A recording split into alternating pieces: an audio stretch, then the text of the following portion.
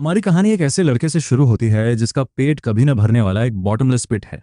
इसीलिए उसके पेरेंट्स ने सिर्फ उसके लिए एक क्रिमेटोरियम खोल दिया। दरअसल इस प्रोफेशन का एक अनरिटन रूल है। यहाँ लाए गए डीमन बीस्ट में हमेशा थोड़ी बहुत रेसिडुअल एनर्जी बची रह जाती है। दशकों पहले दुनिया पर अचानक अनगिनत डीमन बीस्ट ने हमला कर दिया था और जिंदा रहने के लिए इंसानों को खून की भारी कीमत चुकानी पड़ी।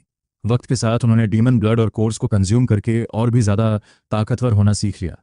लेकिन पीछे छूट गए कार्कसेस एक बहुत बड़ी प्रॉब्लम बन गए। चाहे कच्चा हो या पका हुआ, जिसने भी इस मीट को खाया उसकी मौत पक्की थी। No exceptions. फिर भी हर साल हजारों बीस्ट मारे जाते हैं। अगर इन कार्कसेस को जल्दी हैंडल नहीं किया गया तो ये सोर्सेज ऑफ पोल्यूशन बन जाते हैं। और ठीक इसी वजह से डीमन क्रेमेटोरियम्स बनाए गए थे। इसी बीच जैसे जैसे जांग चन बड़ा हुआ, रेसिडुअल ब्लड की वो छोटी सी बूंदें उसकी भूख मिटाने के लिए काफ़ी नहीं थी। स्टार्वेशन की कगार पर पहुंचकर अपने पिता जांग वानली को एक मैसिव कार्कस उठाने में मदद करते हुए वो एक सीधा सा सवाल पूछता है, डैड, मुझे बहुत तेज भूख लगी है। मेरा सच में इस मीट का एक बाइट खाने का मन कर रहा है। ये सुनते ही वानले के चेहरे के भाव पूरी तरह बदल जाते हैं। मेरी बात ध्यान से सुन बच्चे, मैंने तुझे कितनी बार कहा है, डीमन बीस्ट खाने के लिए नहीं होते। ये बिल्कुल भी खाने के लिए नहीं बने। अगर तूने इस मीट पर आंख भी डाली तो मैं यहीं के यहीं तेरी टांगे तोड़ दूंगा। दूसरी तरफ शिन अफसोस के साथ देखता है और सोचता है कि ये कितने अच्छे मीट की बर्बादी है जो पक्के तौर पर उसकी भूख मिटा सकता था। अपने बेटे की बड़बड़ाहट सुनकर वेले समझ जाता है कि लड़का फिर से जिद कर रहा है और फैसला करता है कि अब इसे एक सीरियस लेसन सिखाने का वक्त आ गया है। वो दीवार पर लिखे बड़े बड़े कैरेक्टर्स की तरफ इशारा करता है और चुन पर चिल्लाते हुए उन्हें एक एक करके जोर से पढ़ने को कहता है। डीमन बीस्ट्स खाने लायक नहीं होते। जो भी इन्हें खाएगा उसकी आंखें लाल हो जाएंगी और वो सोर्सेज ऑफ पोल्यूशन में बदल जाएगा। चुन उधर ही देखता है जहां उसके पिता इशारा कर रहे थे, लेकिन वो इतना ड्राउजी था कि दीवार पर लिखे शब्दों को मुश्किल से ही पढ़ पा रहा था। उसके इस बेतुके जवाब ने पल भर के लिए उसके पिता को गुस्से से भर दिया, लेकिन लड़के की मासूम आंखों को देखकर वैनली का गुस्सा पलक झपकते ही गायब हो जाता है। अंदर ही अंदर उसे गिल्ट का एक गहरा एहसास होता है। उसके बेटे ने अपने जन्म के दिन से लेकर आज तक कभी भी पेट भरा हुआ महसूस नहीं किया था। वो कहता है, ये ऐसा नहीं है कि तू खाना नहीं चाहता, बल्कि ये मेरी हार है कि मैं तुझे खिला नहीं पाया। लेकिन ये मीट सच में एक पॉइजन है। मैं जाकर डिनर देखता हूँ। फिलहाल के लिए तू अकेले ही इन कुछ कार्कसेस को हैंडल कर ले, वानली कहता है, और वहां से दूर जाते हुए उसकी परछाई धीरे धीरे गायब हो जाती है।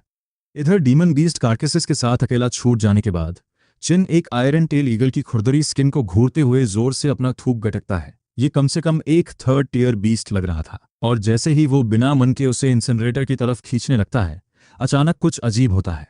उसकी पॉकेट में उठने वाली एक तेज सीयरिंग हीट उसे रुकने पर मजबूर कर देती है और पलक झपकते ही एक मिस्टीरियस बुक हवा में उड़ने लगती है।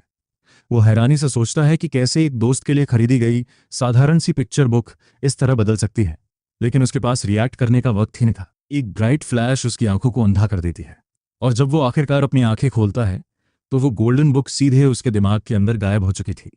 वो बिना सोचे समझे अपना सिर झटकता है, लेकिन तभी उसकी आंखों के सामने बड़े बड़े गोल्डन कैरेक्टर्स हवा में तैरने लगते हैं। एक ऐसा नज़ारा जिसने उसे पूरी तरह सुन्न कर दिया था। वो सोचता है कि क्या आखिरकार भगवान को उसके खाली पेट पे तरस आ ही गया। हालांकि उसे बिल्कुल अंदाजा नहीं था कि ये ट्रेजर असल में क्या है। पल भर की खामोशी के बाद वो अपने इरादों को मजबूत करता है और खुद से कहता है कि दौलत और किस्मत सब भगवान के हाथ में है। वो जंग में मरने के लिए तैयार था, लेकिन भूख से मरना उसे कतई मंजूर नहीं था। उधर तभी उसके पेरेंट्स तेजी से भागते हुए उसके पास वापस आते हैं। उसकी माँ याओ जिंग घबराहट में चिल्लाते हुए कहती है कि उन्हें कुछ वक्त के लिए बाहर जाना पड़ेगा क्योंकि नेक्स्ट सिटी में रहने वाले उसके ग्रेट अंकल की हालत बहुत नाजुक है। चुन, जो पहले से ही डीमन मीट को चखने का बहाना ढूंढने में लगा हुआ था, उसके दिमाग में जो पहला ख्याल आया उसने बिना सोचे समझे बोल दिया, ये तो बहुत शानदार मौत है। उसके ऐसा कहते ही वहां की हवा एकदम ठंडी पड़ जाती है और उसकी माँ के चेहरे पर गुस्सा छा जाता है। वो उससे पूछती है कि उसके कहने का आखिर क्या मतलब है, और अपनी गलती का एहसास होते ही चिन एक डेस्परेट एक्सक्यूज बनाने के लिए छटपटाने लगता है।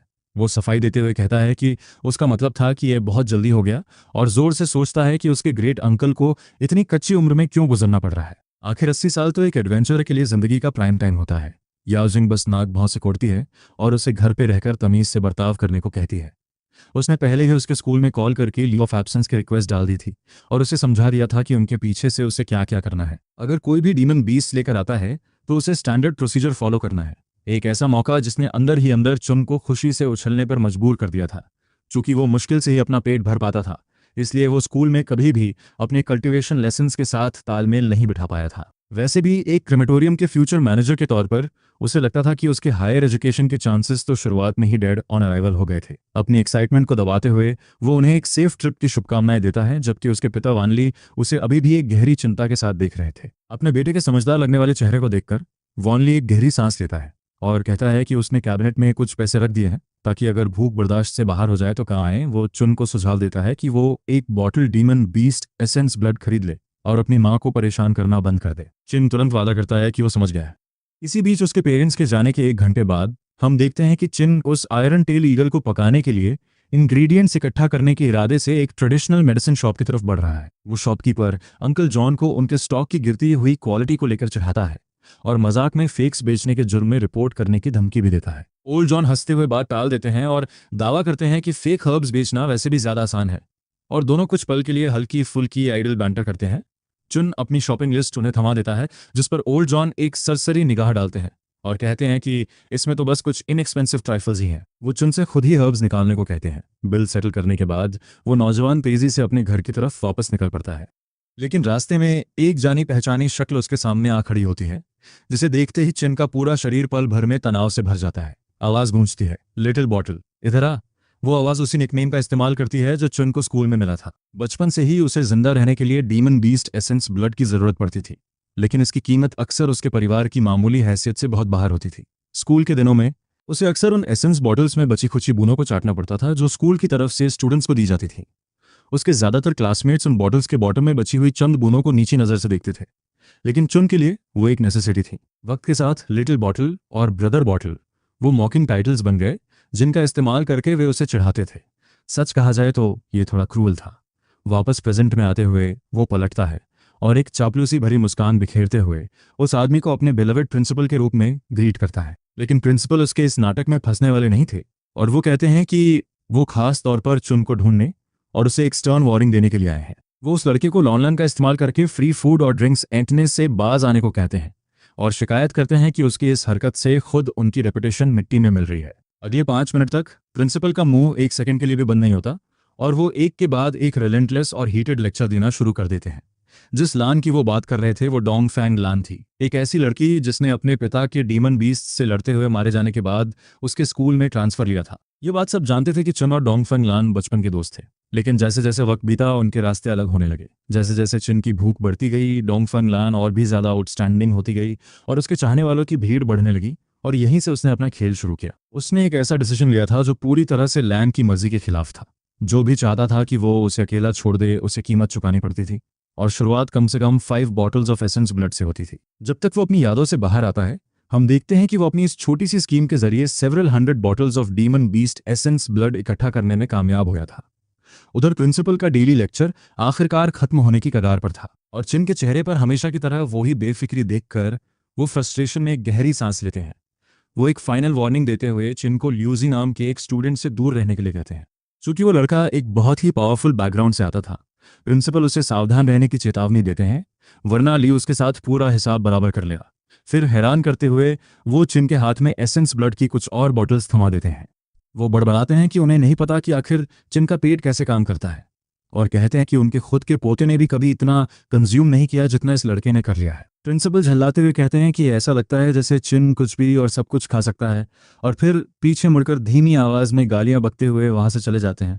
दूसरी तरफ हम वापस इंसिनरेशन रूम में लौटते हैं, जहां चुन जल्दबाजी में एक आयरन पॉट तैयार करता है और उस आयरन टेल ईगल को छोटे छोटे टुकड़ों में काटना शुरू कर देता है। वो उस मीट को पॉट में डालता है और उसे आधे घंटे से भी ज्यादा वक्त तक धीमी आंच पर पकने देता है, जब तक कि एक माउथ वाटरिंग अरोमा पूरी हवा में नहीं फैल जाती। जैसे जैसे वक्त गुजरता है, उस डिलिशियस सेंट को रोकना उसके लिए मुश्किल होता जाता है, जब तक कि आखिरकार वो खुद पर काबू नहीं रख पाता। जिस पल वो एक ड्राइड मशरूम का टुकड़ा चखता है, उसके दिमाग में एब्सोल्युटली डिलिशियस जैसे शब्द गूंज उठते हैं, जो कि सच में एक गजब का रिएक्शन था। और उसी पल जैसे ही वो मशरूम गले से नीचे उतरता है, उसे एहसास होता है कि उसे बिल्कुल डीमन बीस्ट एसेंस ब्लड पीने जैसी ही सेंसेशन महसूस हो रही है। हालांकि वो फीलिंग बहुत ज्यादा इंटेंस नहीं थी, लेकिन फिर भी वो साफ तौर पर उस एनर्जी को अपने शरीर में दौड़ते हुए महसूस कर सकता था, जिसने उसे पूरी तरह चौंका दिया था। इसलिए वो बिना किसी परवाह के अपना पेट भरकर खाने का फैसला करता है। वो सोचता है कि अगर उसे मरना ही है तो क्यों न पेट भरकर मारा जाए। इसके अलावा वो खुद से कहता है कि अगर वो उनके सिर पर एक बोझ बनकर नहीं रहेगा, तो उसके पेरेंट्स हमेशा एक नई शुरुआत कर सकते हैं और एक और बच्चा पैदा कर सकते हैं। देखा जाए तो यह सच में एक बेहद डार्क थॉट था। यह सब सोचते हुए वो और भी ज़्यादा पागलों की तरह खाने लगता है और महज आधे घंटे के अंदर उसने हड्डियों के अंदर से मैरो को भी 5 बार चूस लिया था। इतने सालों में पहली बार उसे आखिरकार समझ आया कि पूरी तरह से सेटिस्फाइड और पेट भरा होने का एहसास कैसा होता है। वो सोचता है कि इतने सालों की वो भूख और सैक्रिफाइस आखिर किस लिए था। लेकिन जैसे ही वो अपने उस पहले भरपेट खाने के बारे में सोच ही रहा था, हालात बदलने लगे। अचानक उसके पेट में एक हल्की सी डिस्कम्फर्ट उठने लगी और पलक झपकते ही उसके शरीर का एक एक सेल अजीब तरह से एक्टिव और जिंदा हो उठा, इससे पहले कि वो समझ पाता कि आखिर क्या हो रहा है। एनर्जी का एक जबरदस्त तूफान उसके लिम्स और उसके पूरे वजूद में दौड़ने लगा। वो सोचता है कि क्या ये स्कूल का वही फ्रस्ट्रेशन था जो अब बाहर आ रहा था। सालों से वो इतना भूखा था कि उसका पेट सचमुच उसकी स्पाइन से जा लगा था। उस वक्त वो एक कल्टीवेटर बनने के लिए एनर्जी की एक छोटी सी चिंगारी भी नहीं जुटा पाता था, लेकिन अब जब उसका पेट भर चुका था, उसकी पावर अचानक से जाग रही थी। उसे एहसास हुआ कि असल में उसके शरीर को इससे पहले कभी सेटिस्फैक्शन मिला ही नहीं था, और जहां एक तरफ वो खुशी से भर उठा था, वहीं उसने गौर किया कि उसका ट्रांसफॉर्मेशन अभी खत्म नहीं हुआ था। अचानक उसकी आंखों के सामने एक गोल्डन लाइट चमक उठती है और तुरंत बाद उसके दिमाग के अंदर एक कॉम्प्लेक्स एनर्जी सर्कुलेशन मैप उभर आता है। वो पूरी तरह से इनक्रेडुलस था, क्योंकि सब यही मानते थे कि कोई भी इंसान स्किल्स सिर्फ महंगी डीमन पिल्स खाकर ही हासिल कर सकता है। महज एक कारकस खाकर उसे ये सब कैसे मिल सकता है? बिना ज्यादा सोचे वो तुरंत उस एनर्जी को अपने लिम्स और कोर में गाइड करना शुरू कर देता है। स्कूल में सिखाए गए कल्टीवेशन मेथड्स को फॉलो करते हुए वो आधे घंटे तक अपनी ब्रेथ को सर्कुलेट करता रहता है, जब तक कि प्योर रिफ्रेशमेंट की एक लहर उसके अंदर नहीं दौड़ जाती। झटके से अपनी आंखें खोलते हुए उसे एहसास होता है कि उसने आखिरकार फर्स्ट लेवल ऑफ कल्टीवेशन हासिल कर लिया है, एक ऐसा माइलस्टोन जिसके बारे में वो सोचता था कि शायद उसकी जिंदगी में कभी नहीं आएगा। इसी बीच हम अगले दिन दोपहर 2 बजे की तरफ बढ़ते हैं, जब डीमन बीस्ट कार्कसेस लेकर आने वाला ट्रांसपोर्ट ट्रक बिल्कुल अपने सही वक्त पर पहुंचता है। ड्राइवर बाहर से ही जंग वॉनले को आवाज़ लगाता है कि वो आकर डिलीवरी ले लें, लेकिन जैसा कि हम जानते हैं, उस लड़के के पिता वहाँ नहीं थे। शिन भागकर दरवाजे पर पहुंचता है और बताता है कि अंकल नियो की टाइमिंग थोड़ी गलत हो गई, क्योंकि उसके पेरेंट्स एक फ्यूनरल अटेंड करने बाहर गए हुए हैं। अंकल नियो सुझाव देते हैं कि वो कार्कसेस को किसी दूसरे क्रेमेटोरियम में ले जाएंगे, लेकिन शिन तुरंत विरोध करता है, क्योंकि वो इस मौके को हाथ से जाने नहीं देना चाहता था। वो जिद करता है कि अपने पिता के 7 सालों की प्रैक्टिस के बाद वो बहुत अच्छी तरह जानता है कि इंसिनरेशन प्रोसेस को अकेले कैसे हैंडल करना है। उसे बस उन्हें अंदर रखने में मदद चाहिए थी। हालांकि अंकल नियो को शक था कि क्या वो एक 8th लेवल हाउलिंग मून डॉग को हैंडल कर पाएगा, जिसे बस पिछली रात ही मारा गया था। वो आदमी उससे पूछता है कि क्या वो सच में ये कर पाएगा, और चुन के पक्का वादा करने के बाद अंकल नियो उस लड़के को सावधान रहने को कहते हैं। अपने इंस्ट्रक्शंस पूरे करने के बाद अंकल नियो अपने पीछे खड़े नौजवानों को प्रोसेसिंग शुरू करने का ऑर्डर देते हैं।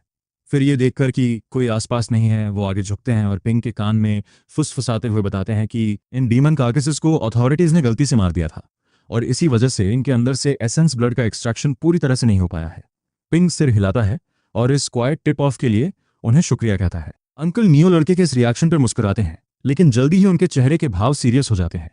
वो उसे चेतावनी देते हैं कि सिटी डिस्ट्रिक्ट का माहौल आजकल कुछ खास शांत नहीं है। डीमन बीस्ट बीच बीच में पेरीमीटर पार करके अंदर घुस रहे हैं। उनकी एडवाइस बिल्कुल सीधी थी, रात के वक्त फालतू बाहर मत घूमना। पिंग वादा करता है कि वो ऐसा नहीं करेगा। अंकल नियो आगे कहते हैं कि 3 दिन के अंदर इंस्पेक्टर्स आने वाले हैं, और वो लड़के को हिदायत देते हैं कि इस बीच कोई भी लापरवाही न बरते। चिन उन्हें भरोसा दिलाता है कि पोल्यूशन डेडलाइन कोई इशू नहीं होगी, और वादा करता है कि 3 दिन के अंदर सब कुछ प्रोसेस हो जाएगा। इसके बाद हम देखते हैं कि अंकल एम और उनके आदमी आखिरकार वहां से निकल जाते हैं। इधर चिन उस 8th लेवल हाउलिंग मून डॉग की तरफ देखता है और उसके मुंह में बेतहाशा पानी आने लगता है। जिस पल वो उस बीस्ट के करीब पहुंचता है, उसके दिमाग के अंदर मौजूद वो गोल्डन बुक, ध्यान रहे कोई येलो बुक नहीं, एक बिल्कुल नए पेज पर पलट जाती है। एक सिस्टम नोटिफिकेशन उसके दिमाग में गूंजता है, target identified, 8th level हाउलिंग moon dog, category minor demon. इसका मीट बेहद सख्त है और इसमें ढेर सारी हड्डियां हैं। स्टेटस, इसे खाने से एनर्जी में इजाफा होता है, लेकिन इसका फ्लेवर पूरी तरह से मीडियोकर है। सिस्टम रिकमेंडेशन, इसकी हड्डियों को धीमी आंच पर पकाएं और थोड़ी सी चिली का इस्तेमाल करें, ताकि इस मीट के लिए एक शानदार और फ्लेवरफुल बेस तैयार किया जा सके। मांस को पतला काटकर और उसे एक special Honey based dipping sauce के साथ मिलाकर स्वाद को काफी हद तक सुधारा जा सकता है। इस सॉस की रेसिपी न केवल स्ट्रेंथ को थोड़ा बढ़ाती है, बल्कि किडनी फंक्शन में भी मामूली सुधार करती है, यहाँ तक कि इससे पेट भरा होने का एहसास भी बढ़ जाता है। हालांकि किताब का वो आखिरी कमेंट कि कुत्ते भी इसे नहीं खाएंगे, चुन ने चतुराई से इग्नोर कर दिया। वो खुद से कहता है कि किताब बस नखरे दिखा रही है, लेवल 8 का बीस्ट भी इसके शानदार स्वाद के लिए काफ़ी नहीं है, अब तो हॉट पॉट ही बनेगा। उसे याद आता है कि पुराने हारमोनियस सोसाइटी में लोग एक्टिविस्ट के हमले के डर से डॉग मीट खाने से डरते थे। उसे काफ़ी खुशी होती है कि वो उस दौर में नहीं जी रहा है, सिर्फ मांस खाने के लिए आलोचना झेलने का ख्याल ही उसे डरावना लगता है। कारकैस को स्टील रैक पर रखने के बाद उसे फिर से पेट में गुड़गुड़ाहट महसूस होती है और वो तुरंत पानी उबलने के लिए रख देता है। पकते हुए मांस की खुशबू जल्द ही हवा में फैल जाती है, जिससे उसे बहुत सुकून मिलता है और वो पूरा दिन अवशेषों को खाने में बिता देता है। जब तक आखिरी आयरन टेल्ड ईगल खत्म होती है, उसे पूरी दुनिया और भी चमकती हुई महसूस होती है। वो अपने शरीर के भीतर हो रहे बदलावों को महसूस करने के लिए रुकता है। अपनी इंटरनल एनर्जी को महसूस करते ही उसकी सांसें रुक जाती हैं। सिर्फ 3 पक्षियों को खाकर ही वो लेवल 2 पर पहुंच चुका है। उसे सबसे ज्यादा हैरानी अपनी शार्प क्लॉ टेक्निक में आए बदलाव से होती है, जो पहले कंकड़ों पर सिर्फ हल्के निशान छोड़ पाती थी। अब उसकी उंगलियां पत्थर को ऐसे चीर सकती हैं जैसे वो टोफू हो, जिसका मतलब है कि उसकी मास्टरी कम से कम स्मॉल सक्सेस स्टेज तक पहुंच गई है। किताबों के अनुसार एक आम इंसान को इस लेवल तक पहुंचने के लिए 10 डीमन पिल्स और कड़ी मेहनत की जरूरत होती। फिर भी उसने इसे सिर्फ 3 आयरन टेल्ड ईगल्स खाकर हासिल कर लिया। इस पल उसे एहसास होता है कि उसकी जिंदगी हमेशा के लिए बदल गई है। शिन को महसूस होता है कि उसका भविष्य बहुत उज्जवल है। लगातार 7 दिनों तक उसकी जिंदगी इसी ताल में चलती है, शांतिपूर्ण और संतोषजनक। उसके लिए पेट भरा होना ही सबसे बड़ी खुशी है। उसके माता पिता अभी भी बाहर हैं और उसके द्वारा खाए जाने वाले डीमन कार्कसेस का लेवल धीरे धीरे बढ़ने लगता है। उसकी डाइट के साथ साथ उसकी कल्टीवेशन में भी सुधार होता है और सिर्फ 1 हफ्ते में वो एक खौफनाक लेवल 7 पर पहुंच जाता है। सच कहें तो ये एक चौंकाने वाली रफ्तार है। उसकी शार्प क्लॉ टेक्निक अब ग्रैंड सक्सेस स्टेज पर पहुंच चुकी है, जो किसी भी साधारण साधक के लेवल से कहीं ज्यादा है। इस स्टेज पर उसका हुनर अब प्रॉक्सिमिटी रैंक के करीब वाले बीस्ट को भी गंभीर चोट पहुंचा सकता है, भले ही उसकी अपनी कल्टीवेशन अभी उस दायरे में न पहुंची हो। एक रात अपना रोज का डीमन मील खत्म करने के बाद वो गहरी साधना कल्टीवेशन में होता है। तभी अचानक उसे मुख्य द्वार पर हलचल सुनाई देती है। वो अपनी भौहें सिकोड़ता है, ये सोचते हुए कि इतनी रात को कौन आएगा। जब वो लिविंग रूम की ओर बढ़ता है और एक कैबिनेट खोलता है तो ठीक आधी रात का समय हो रहा होता है। वो एक स्टील ब्लेड बाहर निकालता है, जो उसके पिता की सबसे कीमती चीज है। आम लोग इतनी रात को क्रेमेटोरियम नहीं आते, इसलिए वो अपने जूते पहनता है और सतर्क होकर दरवाजे को देखता है। उसकी नाक फड़कती है। वो एक गहरी सांस लेता है और उसके चेहरे के हाव भाव तुरंत बदल जाते हैं। शहर की दीवारों के अंदर एक डीमन बीस्ट, ये बहुत ही असामान्य है। यहाँ तक कि उपनगरों सबर्ब्स में भी दीवारों के भीतर अचानक किसी डीमन का दिखना कम से कम संदिग्ध तो है ही। कुछ दिन पहले की अंकल नियो की चेतावनियों को याद करते हुए उसे एक बात समझ आती है। क्या क्रीमेटोरियम के पास कोई स्पेशल रिफ्ट हो सकता है? यह विचार ही उसकी रीढ़ में सिहरन पैदा कर देता है। 13 शहर स्पेशल रिफ्ट्स पर सख्त नियंत्रण रखते हैं, खासकर जंगली और अनरजिस्टर्ड वालों पर। उसे बाहर से एक गंध आती है। वहाँ एक बीस्ट है जिसका कल्टीवेशन लेवल लगभग रैंक 5 के आसपास है। यह हाउलिंग मून डॉग खाने से मिली एक नई खूबी है। उसकी ग्रैंड सक्सेस वाली सूंघने की शक्ति 100 मीटर के भीतर खतरे का पता लगा सकती है और ताकत का अंदाजा भी लगा सकती है। उसकी आंखों में अनिश्चितता झलकती है। मन ही मन वो इस बात को लेकर उलझा हुआ है कि इसकी रिपोर्ट सिटी डिफेंस टीम को दे या मामला अपने हाथों में ले ले। अतीत में उसकी पहली प्रवृत्ति मदद के लिए बुलाने की होती, लेकिन अब वो हिचकिचाता है। आखिर अब वो बेबस नहीं है। उसकी नई ताकत से उपजी एक बेचैनी और कातिलाना प्रवृत्ति, किलर इंस्टिंक्ट, उसके भीतर जगती है। आखिर वो शार्प क्लॉ का रैंक 7th मास्टर है। वो सोचता है कि क्या उसे जोखिम उठाना चाहिए। अगर वो सफल हो गया तो इनाम बहुत बड़ा हो सकता है। प्रॉक्सिमिटी रैंक अब उसकी पहुंच के बहुत करीब है। वो अपना फैसला कर लेता है। बहुत ज्यादा ताकतवर होने की शिकायत भला कौन करेगा। वो बाहर इंतजार कर रहे बीस्ट पर अपने हुनर आजमाने का फैसला करता है। स्टील ब्लेड को मजबूती से पकड़कर वो दरवाजा खोलता है। हालांकि जैसे ही वो बीस्ट को देखता है, वो तुरंत अपने प्लान पर दोबारा विचार करता है। उसने स्टील ब्लेड इस्तेमाल करने का सोचा था, लेकिन उसके सामने जो दुश्मन था वो एक चूहा था, एक विशाल जीव जो खुद चिन से छोटा नहीं था। उसके दांत किसी जंगली सुअर की तरह खूंखार थे। उसकी आंखें गुस्से से लाल चमक रही थीं और उसके जबड़ों से लार टपक रही थी। बीस्ट साफ तौर पर भूखा था, लेकिन चिन ने बस एक गहरी सांस ली और मुस्कुराहट के साथ चूहे को आगे आने का इशारा किया। उसने उसे करीब आने के लिए उकसाया और उकसावे में आकर या फिर भूख की वजह से चूहे ने हवा में उसकी ओर छलांग लगा दी। उसने उसे घूरकर देखा, यह सबक याद करते हुए कि जब किसी डीमन बीस्ट का सामना हो तो कभी डर नहीं दिखाना चाहिए। इंसान को और भी भयानक बनना चाहिए। सच कहें तो उसका कल्टीवेशन लेवल पहले से ही उस बीस्ट पर भारी था और जैसे ही उसने छलांग लगाई, उसकी आंखों में एक सुनहरी रोशनी चमकी। मौके का फायदा उठाते हुए उसने अपनी ऊर्जा को शार्प क्लॉ में डाला, अपना वजन बदला और पूरी ताकत से अपना दायां हाथ चलाया। एक ही झटके में चूहा तड़पने लगा। उसकी रीढ़ की हड्डी के आर पार उंगलियों के 5 गहरे छेद हो गए थे। वो ठहाका मारकर हंस पड़ा और जानपिन जैसे ताकतवर इंसान को चुनौती देने के लिए उस मामूली चूहे का मजाक उड़ाया। ये शुद्ध युवा अहंकार का पल था, लेकिन तुरंत बाद उसके पैर कांपने लगे। उसने बहुत ज्यादा ताकत का इस्तेमाल कर लिया था। दोबारा संभलने में उसे पूरा 1 मिनट लगा। इसके बाद वो कारकस को चीर फाड़ के लिए क्रिमेशन रूम में खींच कर ले गया। जैसा कि उम्मीद थी, मूंग के दाने के आकार का एक ग्रीन कोर दिखाई दिया। हालांकि इसमें से काफ़ी गंदी और तीखी गंध आ रही थी। उसकी इसे खाने की कोई इच्छा नहीं थी, इसलिए उसने इसे बाद में अपने कर्ज चुकाने के लिए एक बोतल में डाल दिया। कई खाली बोतलों को एसेंस ब्लड से भरने के बाद उसने आखिरकार अवशेषों को इंसिनरेटर में डाल दिया और आग जला दी।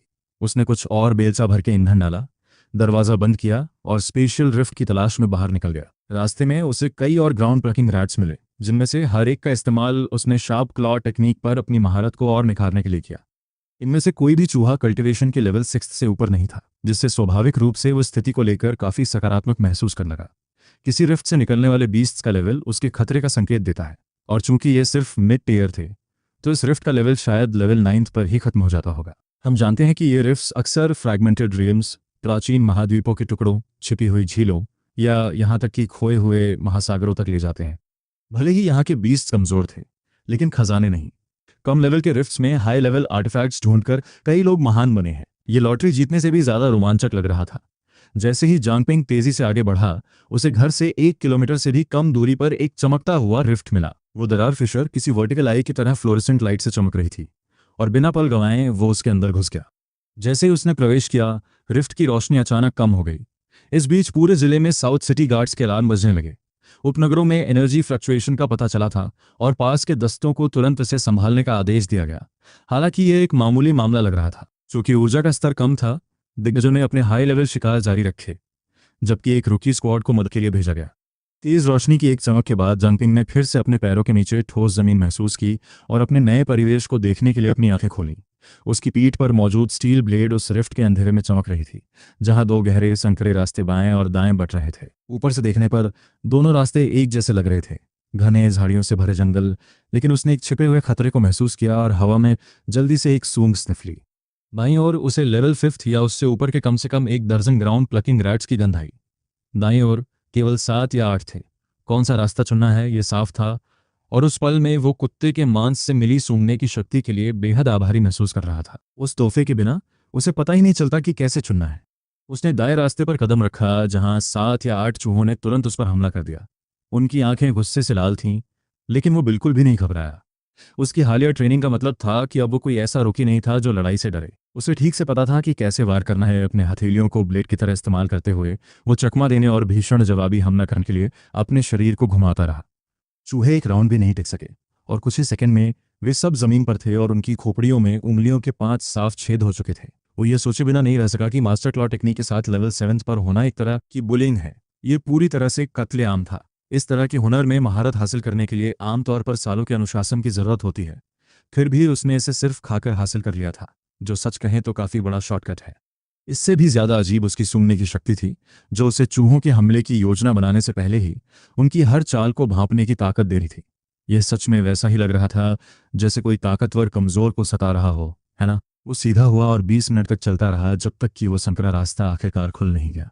सामने का नज़ारा देखकर वो रुका और उलझन में अपनी भौहें सिकोड़ ली। ये एक मंदिर था।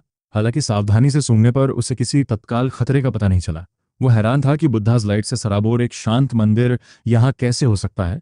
तभी हमें एक दूर की घंटी की गूंज सुनाई दी। मंदिर के फाटकों से एक यंग नॉविस मॉन्क बाहर निकला, जिसने शानदार लबादा पहना हुआ था और एक बड़ी चमकती मुस्कुराहट के साथ जांगपिंग के पास आया।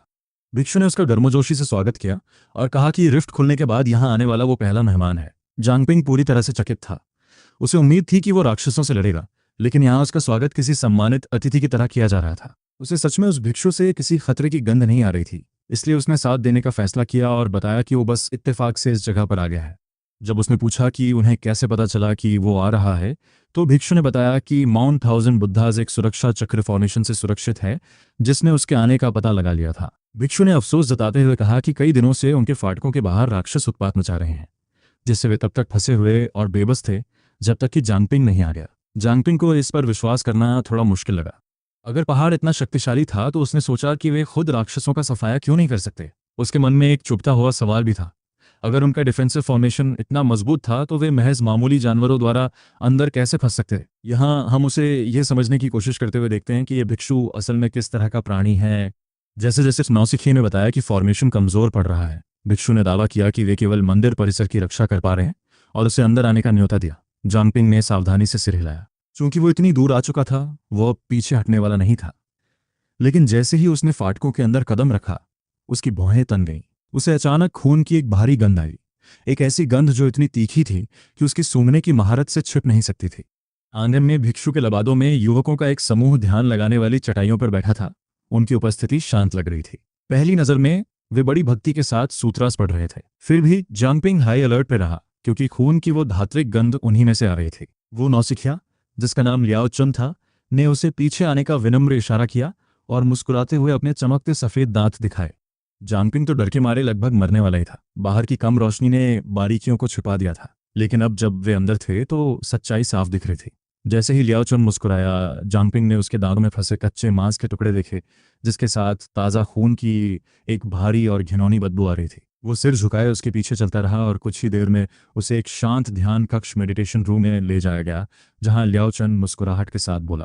उस नौसिखिए ने बताया कि उनके मठाधीश एबोट किसी भी आने वाले को मेहमान मानते हैं, खासकर उसे जो इतने कठिन समय में पहाड़ तक पहुंच सके। उसने जांगपिंग से कहा कि जब तक मठाधीश उससे मिलें तब तक वो आराम करे। फिर उसने कहा कि दुनियादारी के आदमी होने के नाते उसे खाने का शौक होगा ही। उसने दावा किया कि एक वाइल्ड चिकन गलती से मंदिर में भटक गया था और कल रात मर गया तो वे अपने गेस्ट के लिए सूप बना रहे थे। जांगपिंग तुरंत अलर्ट हो गया।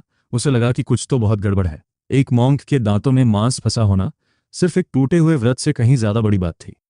असली सवाल यह था कि मांस आया कहां से, खासकर जब लियाओ चुन ने दावा किया था कि बाहर मॉन्स्टर्स भरे हुए हैं। उसके दिमाग में एक डरावना ख्याल आया, वे मॉन्स्टर्स को खा रहे थे। इसलिए उसने मैट पर बैठे बैठे खुद को शांत रखने की कोशिश की। कुछ ही देर में लियाओ चुन मांस का एक गर्मा गर्म खुशबूदार कटोरा लेकर वापस आया और मुस्कुराते हुए अपने गेस्ट को गर्मा गर्म खाने के लिए कहा। मॉन्क ने जोर दिया कि चूंकि वे धार्मिक लोग हैं, इसलिए पूरा बर्तन उसी के लिए है, क्योंकि माउंट थाउजेंड बुद्धिस्ट पर गेस्ट बहुत कम आते हैं। कटोरे को घूरते हुए जांगपिंग का दिल जोर जोर से धड़कने लगा। उसे समझ आ गया कि ये मॉन्क्स उसे फंसाने की कोशिश कर रहे हैं। यह चिकन बिल्कुल नहीं था। यह साफ तौर पर आयरन टेल्ड ईगल का मांस था, एक ऐसी चीज जिसके बारे में वो अच्छी तरह जानता था कि ये इंसान को मॉन्स्टर बना सकती है। अगर उसने इसे खाया तो वह 3 दिनों के भीतर एक करप्टेड बीइंग बन जाएगा। और अचानक पहेली के सारे टुकड़े आपस में जुड़ गए। ये मॉन्क्स असल में मॉन्स्टर्स को खा रहे थे। वे पागल थे, और अगर उन्होंने कंट्रोल खो दिया तो वे जीते जागते डिजास्टर बन जाएंगे। ये देखकर कि जांगपिंग हिला नहीं है, लियाओ चुन उसे गौर से देखने लगा और धीमी आवाज में पूछा कि वो खा क्यों नहीं रहा है। उसे लगा कि कहीं खाना उसकी पसंद का तो नहीं है। हालांकि अब उसकी मुस्कान अजीब लग रही थी।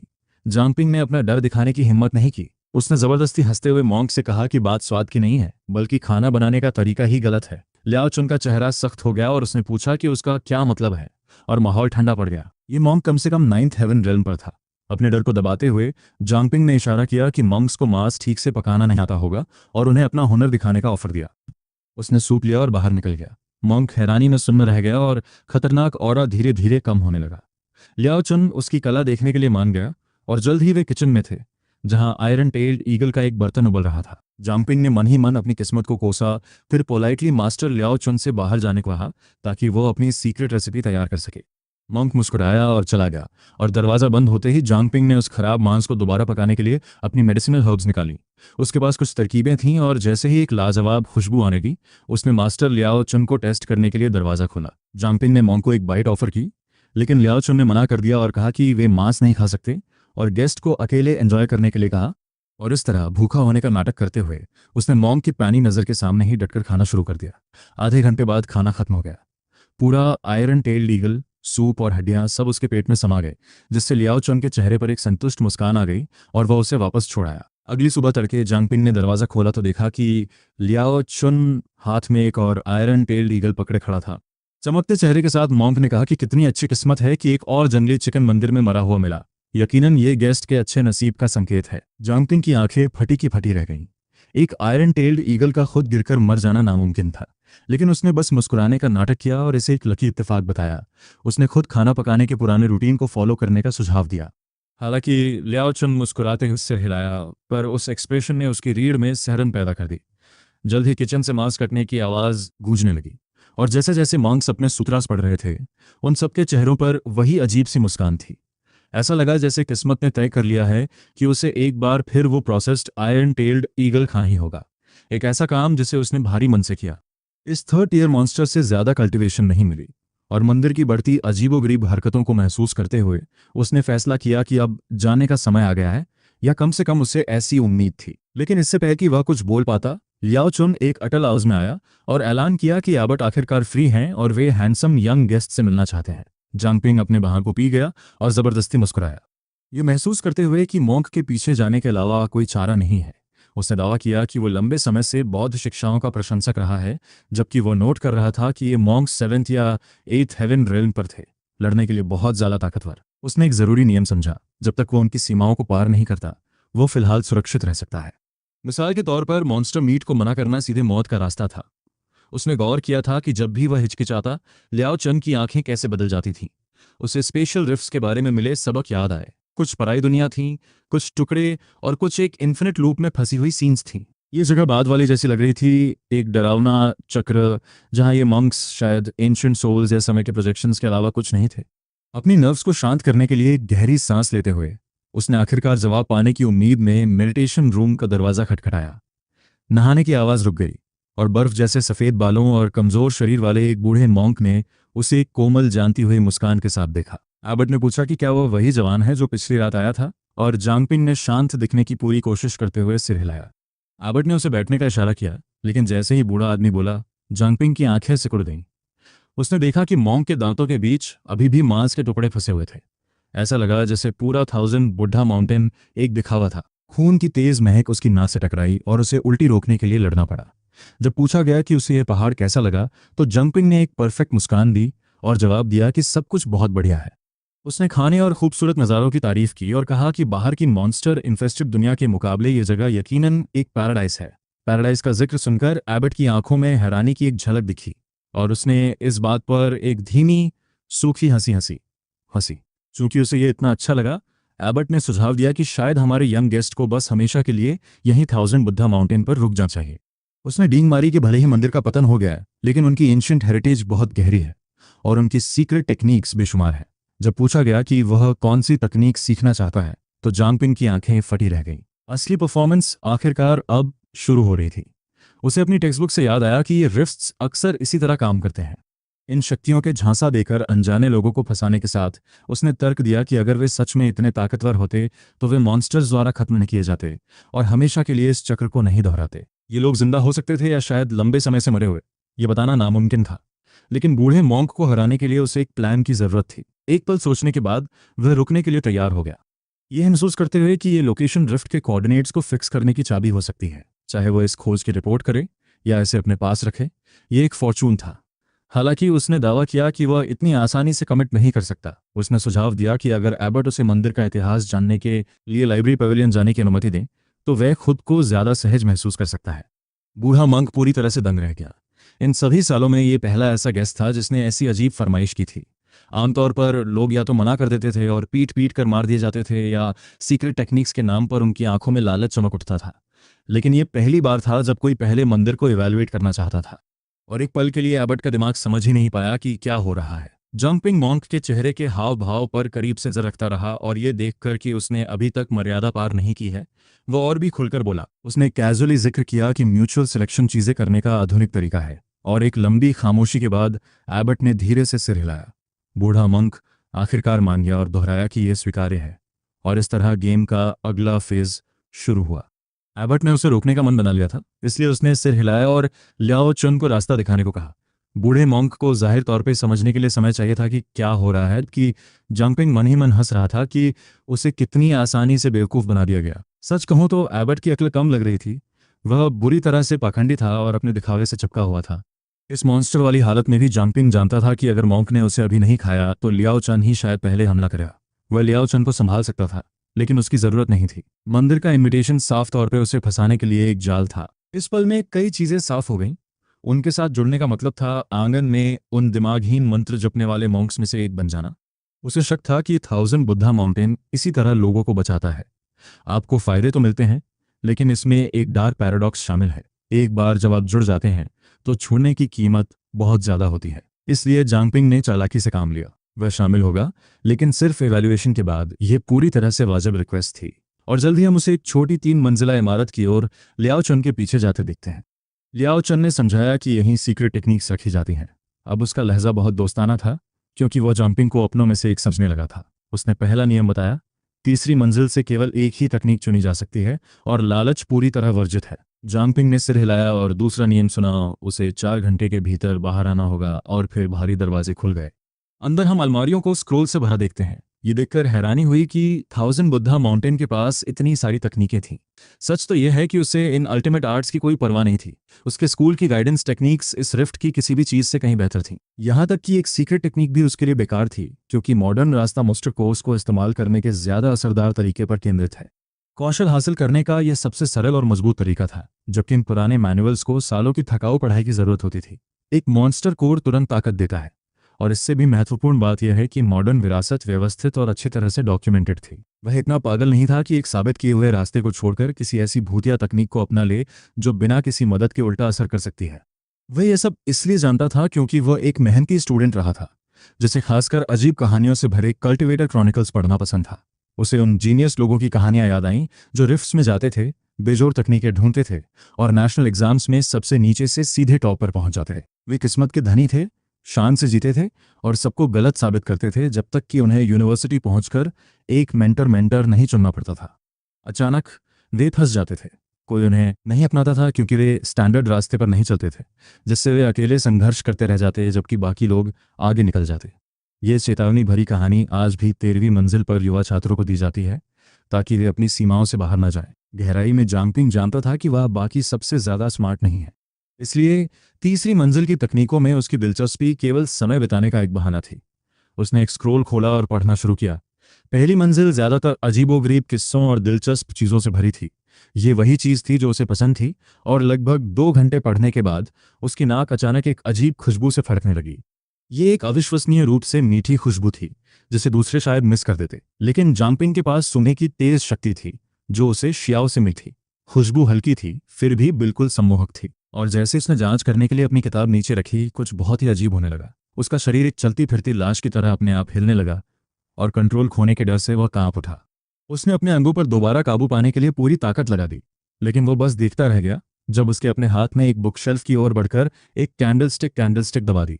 उसे लगा कि कहीं वो पागल तो नहीं हो रहा, लेकिन तभी कमरे में एक हल्की क्लिक की आवाज़ गूंजी, जिससे सीढ़ियों का एक गुप्त रास्ता खुल गया। रास्ता गहरा और अंधेरा था, जो नीचे एक गुप्त कक्ष की ओर ले जा रहा था। एक मोमबत्ती उठाकर उसने महसूस किया कि उसकी मर्जी के खिलाफ उसके पैर उसे नीचे ले जा रहे हैं। उसका दिमाग विरोध में चीख रहा था, लेकिन उसका शरीर नहीं सुन रहा था, और काफी देर तक चलने के बाद उसके पीछे का रास्ता एक भारी आवाज के साथ गायब हो गया। अचानक उसने अपने शरीर पर फिर से नियंत्रण पा लिया और घबराहट में चारों ओर देखते हुए चिल्लाया कि आखिर ये सब कौन कर रहा है। केवल हवा की आवाज ने उसे जवाब दिया, जो धुंध की तरह घूम रही थी, और सच कहूं तो यह बहुत सुकून देने वाला जवाब नहीं था। तभी एक आवाज गूंजी, एक महिला की आवाज, अविश्वसनीय रूप से आकर्षक और मोहक, पुकारती हुई, जांग लैंग, प्लीज आकर मुझे बचाओ। चौंक कर उसने अपनी मोमबत्ती ऊपर उठाई। उसका दिल उसकी पसलियों पर जोर जोर से धड़क रहा था। जब उसने उस पुकार के स्रोत को ढूंढना शुरू किया, वहां कोई औरत नहीं दिख रही थी, पर उसके सामने एक क्रिस्टल कॉफिन रखा था, जिससे बहुत ताकतवर स्पिरिचुअल एनर्जी निकल रही थी। ये समझकर कि डरने से कोई फायदा नहीं होगा, वो कॉफिन के पास गया, और जो उसने अंदर देखा उसे देखकर उसकी सांसें थम गईं। अंदर एक बेहद खूबसूरत औरत लेटी थी, जिसमें एक चटक लाल रंग का वेडिंग रोब पहना था। उसकी कमर इतनी पतली थी कि जैसे एक हाथ में आ जाए। लेटे हुए भी उसका फिगर बहुत स्ट्राइकिंग था, होंठ खून जैसे लाल और कॉम्प्लेक्शन ढलते सूरज की चमक जैसा। जांगपिंग ने अपनी आंखें मली। उसे एक पल के लिए लगा कि उसकी नज़रें नरम पड़ गई हैं और वो उसे खामोश सेडक्टिव प्ली भेज रही है। तभी वो आवाज़ फिर आई, हल्की और नाजुक, जो उससे गिड़गिड़ा कर कह रही थी कि वो बुद्धिस्ट सील हटा दे और उसे आज़ाद कर दे ताकि वो साथ रह सकें। उसे महसूस हुआ कि वो अपना कंट्रोल फिर से खो रहा है। जैसे ही उसका हाथ क्रिस्टल लिड पर लगे सुनहरे बुद्धिस्ट सील की तरफ बढ़ा, अपने अंदर वो अपनी पूरी ताकत से लड़ रहा था, क्योंकि उसे यकीन था कि ये औरत तबाही की निशानी, ओमेन ऑफ एब्सोल्यूट डिजास्टर है। ये साफ था कि उसे उकसाना बहुत खतरनाक होगा, और वैसे भी ये माउंट शनुआ था, एक पवित्र बुद्धिस्ट ग्राउंड। अगर यहाँ किसी बॉडी को सील किया गया था तो उसे छोड़ने का मतलब पक्का उसकी मौत होती। तभी उसे एक तेज खुरचने स्क्रैचिंग की आवाज़ सुनाई दी। रगड़ की उस आवाज़ ने उसके दिल की धड़कन बढ़ा दी। उसने खुद से वादा किया कि वो स्पेशल रिफ्ट्स के साथ दोबारा कभी ऐसी लापरवाही नहीं करेगा। अचानक उसकी आंखों के सामने अंधेरा छा गया और वो बेहोश हो गया, और जब उसकी आंख खुली तो वो अपने कमरे में था। लियाओचन वहाँ एक फिक्रमंद चेहरे के साथ खड़ी थी और पूछ रही थी कि उसे क्या हुआ था, जो कि एक बहुत अच्छा सवाल था। उसकी आवाज़ सुनकर उसे एक अजीब सा सुकून मिला और उसने सावधानी से उससे पूछा कि हुआ क्या था। लियोइन मुस्कुराई और कहा कि शायद वो लाइब्रेरी में 2 घंटे से ज़्यादा बिना बाहर आए रुकने की वजह से मैलनरिश्ड हो गया है। उसने बताया कि जब वो अंदर गई तो उसने उसे बेहोश पाया, पर उसने उसे यकीन दिलाया कि थोड़े वाइल्ड चिकन सूप से वो बिल्कुल ठीक हो जाएगा। उसने मन ही मन खुद को कोसा, ये जानते हुए कि अगर वो एक आम आदमी होता तो उसकी ये देखभाल ही उसका अंत कर देती। अपने डर को किनारे रखते हुए उसने पूछा कि क्या कुछ और भी हुआ था, पर लियोइन उसे बस हैरानी से देखने लगी। वो खामोश रहा और सूप को सूंघा, ये कंफर्म करने के लिए कि ये वही पॉट है जो उसने खुद बना था। तब जाकर उसने उसे खाने की हिम्मत की। उसे सच में बहुत भूख लगी थी, इसलिए उसने अपनी भारी सोच को किनारे किया और खाना शुरू किया। जहां लियाओ चेन की मुस्कान और गहरी होती गई, शायद उसके बेहोश होने की वजह से पुराने मॉन्क ने उसे दोबारा नहीं बुलाया और लियाओ चान ने भी सीक्रेट टेक्निक्स का जिक्र करना बंद कर दिया। हैरानी की बात यह थी कि उन्होंने उसे बस वहां रहने दिया। हालांकि लियाओ चेन उसे जो डीमन बीस्ट मीट खिला रही थी, उसकी मात्रा रोज बढ़ती जा रही थी। अगले दिन वो एक 7th tyre iron tailed eagle था जिसने उसकी पावर क्लॉ टेक्निक को सीधे परफेक्शन के लेवल पर पहुंचा दिया। तीसरे दिन तक वो उसे 9th tier iron tailed eagles खिला रहे थे, जिससे उसे एक और पावरफुल स्किल मिली। ईगल आई एक ऑक्सिलरी एबिलिटी, और ईगल की शिकार करने की कामयाबी का राज अब उसकी थी। जहां उसकी अपनी कल्टीवेशन बढ़ने लगी, वो 7th टीयर से सीधे 9th तक पहुंच गया। आखिरकार दिन में 3 ईगल्स खाने के बाद प्रोग्रेस होना तो लाजमी था। हालांकि हर खाने के साथ जंपिंग का दिल भारी होता जा रहा था, क्योंकि जितने आयरन टेल्ड ईगल्स उसने खाए थे वो संख्या उसे डरावनी लग रही थी। हम देखते हैं कि पूरे मंदिर में एक अजीब सी बेचैनी फैलने लगी है, जो नंगी आंखों से भी देखी जा सकती थी। यहाँ तक कि लियाओ चेन की नज़रें भी बदल गई थीं, और जब वो उस रात अपने कमरे में अपनी स्किल्स की प्रैक्टिस कर रहा था, उसे खतरे का एहसास हुआ। वो जानता था कि ब्रेक थ्रू करना ही खुद को सुरक्षित रखने का इकलौता तरीका है। हालांकि उसे ये जानकर तसल्ली थी कि ये रिफ्ट स्पिरिट रेल्म से आगे नहीं बढ़ेगा। 9th टीयर पर उसने सोचा कि अगर ज़रूरत पड़ी तो वो लड़कर बाहर निकल सकता है। इस बीच पुराने मॉन्क के कमरे में रोशनी मध्यम थी। मोमबत्ती की लौ लड़खड़ा रही थी जब एक भारी आवाज ने पूछा कि उस लड़के का अभी तक डिमोनिक ट्रांसफॉर्मेशन क्यों नहीं हुआ। लियोइन जमीन पर घुटनों के बल बैठी थी और एबर्ट को यकीन दिला रही थी कि उसने खुद उसे डीमन बीस्ट के शवों कार्केसेस को खाते हुए देखा है, और फिर भी किसी वजह से उसमें बदलने के कोई लक्षण नहीं दिख रहे थे। मोमबत्ती तेज जली और एबर्ट ने इसे नामुमकिन बताया। उसने ये जानना चाहा कि कोई माउंट चैनुआ की सीक्रेट रेसिपी का सामना कैसे कर सकता है, और उस पर झूठ बोलने का आरोप लगाया। अचानक लियाओ चैन को उसकी गर्दन से हवा में उठा लिया गया और वो गुस्से से भरी आंखों में झांक रही थी। बेबस होकर और हाफते हुए वो चिल्लाई कि उसकी हिम्मत नहीं कि वो उसे धोखा दे, और कसम खाई कि उसने लड़के को खाते हुए देखा है। पुराने एबर्ट ने उसे गौर से देखा और अगले दिन के लिए और ज्यादा 9th tier iron tailed eagles तैयार करने का हुक्म दिया। उसने उससे कहा कि वो अपने जूनियर ब्रदर को साथ ले और लड़के पर खुद नजर रखे, और यह भी कहा कि जो ट्रांसफॉर्म नहीं हुए उन्हें बचाया नहीं जा सकता। यही माउंट शिन्फा का नियम था, और इस जगह का भी। आखिरकार लियाओ चन को छोड़ दिया गया। वो डर से कांपते हुए हांफने लगी और बताया कि आयरन टेल्ड ईगल्स चालाक हो गए हैं और पहाड़ से दूर रह रहे हैं। उसने चेतावनी दी कि वो सिर्फ 2 दिन और उनका इंतजाम कर सकते हैं, पर एबर्ट ने उसकी बातों को अनसुना कर दिया और उन ईगल्स को महज जानवर कहा। उसने वादा किया कि वो सप्लाई का इंतजाम खुद करेगा, और इस तरह माउंट चिन्फा के आसपास के आयरन टेल्ड ईगल्स के लिए एक बहुत बुरा हफ्ता शुरू होने वाला था। लगातार 10 दिनों तक उन ईगल्स का तब तक शिकार किया गया जब तक वो खत्म होने की कगार पर नहीं पहुंच गए, जिससे पुराने एबर्ट की चिड़चिड़ाहट बढ़ती गई और ये माहौल जल्द ही मंदिर के हर इंसान फैल गया। मॉन्क्स बेचैन होने लगे, उनकी नजरें उसका पीछा ऐसे करती जैसे वो उसे खुद खा जाना चाहते हों। जंपिंग बस मुस्कुराया और लियाओन को ग्रीट किया। आखिरकार पिछले कुछ दिनों में इतने सारे डीमन बीस्ट्स खाने के बाद वो एक टर्निंग पॉइंट पर पहुंच गया था। जैसे ही वो अपने ब्रेक थ्रू के करीब पहुंचा, उसका मन हल्का हो गया, ये जानकर कि वो उस लेवल पर पहुंच गया है जहां उसे आसानी से हराया नहीं जा सकता। पुराना एबर्ट चाहे जो भी प्लान कर रहा हो, जंपिंग उसका सामना करने के लिए तैयार था। उसे महसूस हो रहा था कि वो इस स्पेशल रिफ्ट की आखिरी सीमा के करीब है।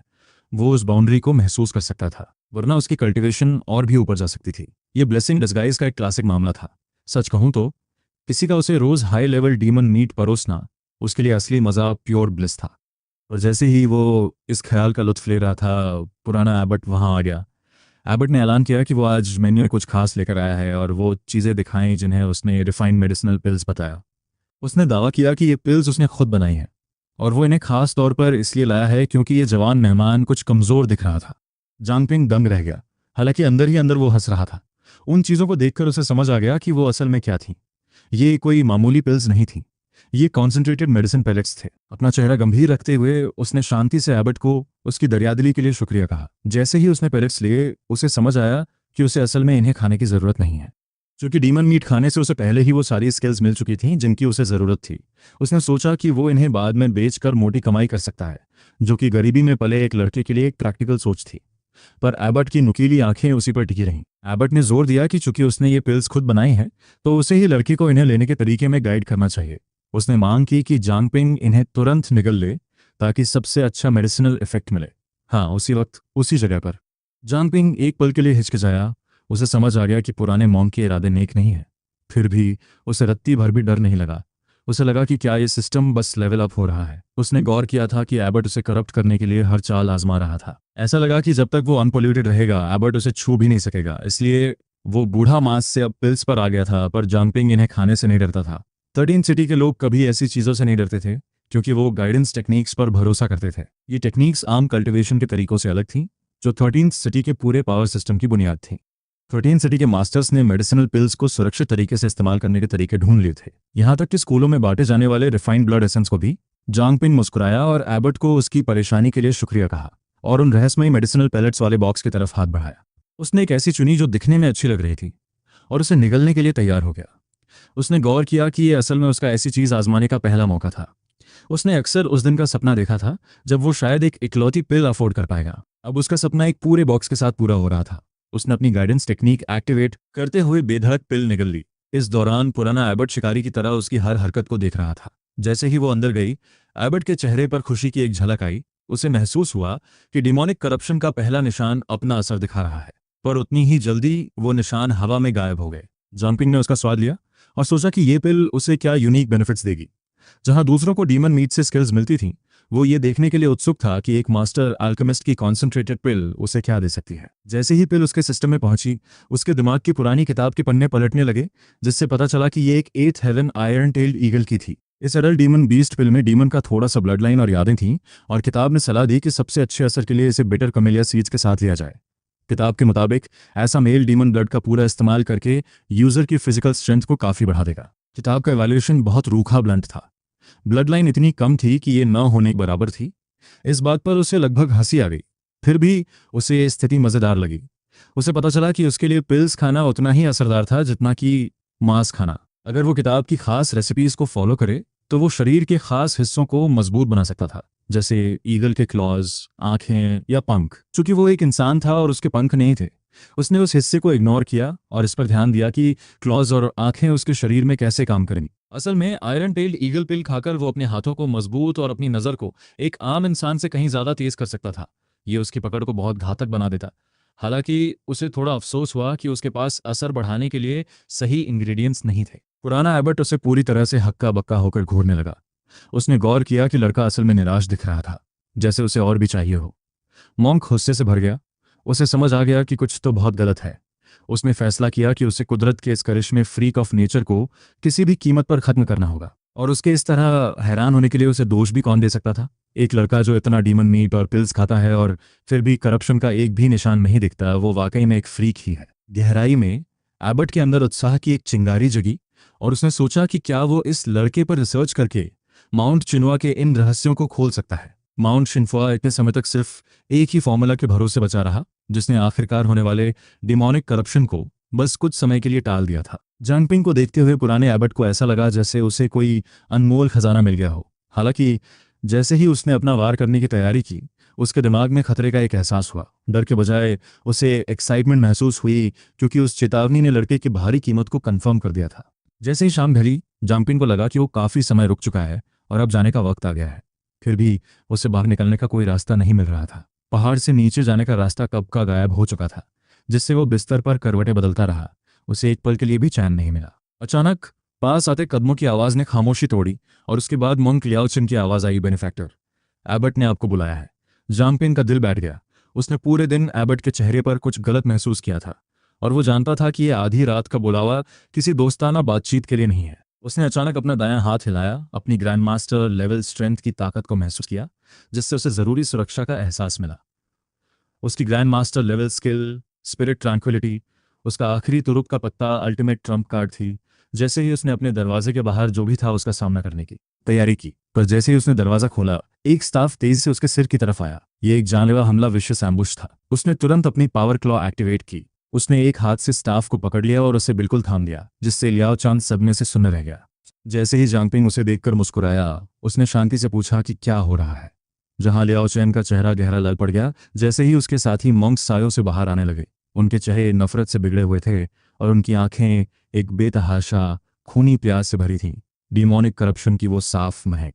लियाओ चुन पागलों की तरह हंसा और उन्हें लड़के को जिंदा पकड़ने का हुक्म दिया ताकि एबट उन सबको इनाम में मेडिसिनल सूप दे। जांगपिंग ने ठंडी आह भरी, ये समझकर कि उन्होंने उसे वाकई में एक आसान शिकार समझ लिया है, और उसका साया धुंधला गया जैसे ही उसकी उंगलियां सफ़ेद पड़ने लगीं। अपनी पावर क्लॉ और स्पिरिट ट्रैंक्विलिटी के साथ इन लो लेवल मॉन्क से निपटना आसान से भी ज़्यादा था।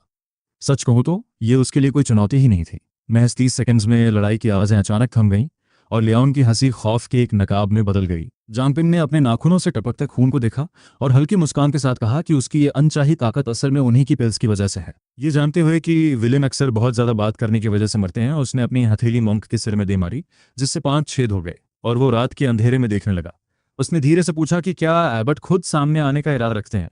तभी रात में एक गुस्से भरी दहाड़ गूंजी। जहां वो शांति से खड़ा रहा और बूढ़े को पास आते देखा, उसने मुस्कुराते हुए गौर किया कि गालियां तो कोई भी दे सकता है, पर एबट में साफ तौर पर पहले हमला करने की हिम्मत नहीं थी, वरना उसने अपने चेलों को मरने के लिए क्यों भेजा होता। उनकी अजीब आंखों को देखकर उसे समझ आया कि ये वो कीमत थी जो उन्होंने चुकाई थी। जैसे ही एबट की अपनी आंखें गुस्से से लाल हुईं, जांगपिंग और भी तेज हंसा और कहा कि चूंकि उन दोनों के पास स्पिरिट ट्रैंक्विलिटी है, तो शायद लड़ाई के बजाय एक सौदा ट्रेड करना बेहतर होगा। उसने बूढ़े की जान बख्शने के बदले बाहर निकलने का रास्ता मांगा, पर एबट ने सिर्फ एक ठंडी मजाक उड़ाने वाली हंसी के साथ जवाब दिया। एबट ने उसे नादान कहा और समझाया कि अगर उसे यहाँ से जाने का रास्ता पता होता तो वो यहाँ सड़ नहीं रहा होता। उसने माना कि वो निजी तौर पे लड़के को नुकसान नहीं पहुंचा सकता क्योंकि जांगपिंग अभी तक डीमन से करप्ट नहीं हुआ था, पर वो उसे जाने भी नहीं देगा। एक जंगली हंसी के साथ एबट ने ऐलान किया कि लड़का उसके साथ यहीं रहेगा जब तक उसके सारे राज बाहर नहीं आ जाते। जांगपिंग को झुंझलाहट हुई और उसने पूछा कि क्या वाकई में कोई रास्ता नहीं है। तब उसे पता चला कि पहाड़ के आरे अंदर आने तो देती है, पर बाहर जाने का रास्ता नहीं है। जब उसने पूछा कि आयरन टेल ईगल जैसे जानवर कहाँ से आए, तो एबट ने बताया कि वो उन्हें खुद पाल रहा था, यहाँ तक कि चेले भी फंसे हुए थे। जिंदा रहने के लिए उन्हें डीमन बीस्ट खाने पड़ते थे, जो करप्शन का सामना किए बिना मौत की सजा के बराबर था। एबट, जिसे यकीन था कि लड़का फंस चुका है, उसने समझाया कि उसका सीक्रेट फॉर्मूला ही इकलौती चीज थी जो उस पागलपन को टाल रही थी। ये बिल्कुल वैसा ही था जैसा जांगपिंग को शक था, हालांकि हकीकत कहीं ज्यादा भयानक थी।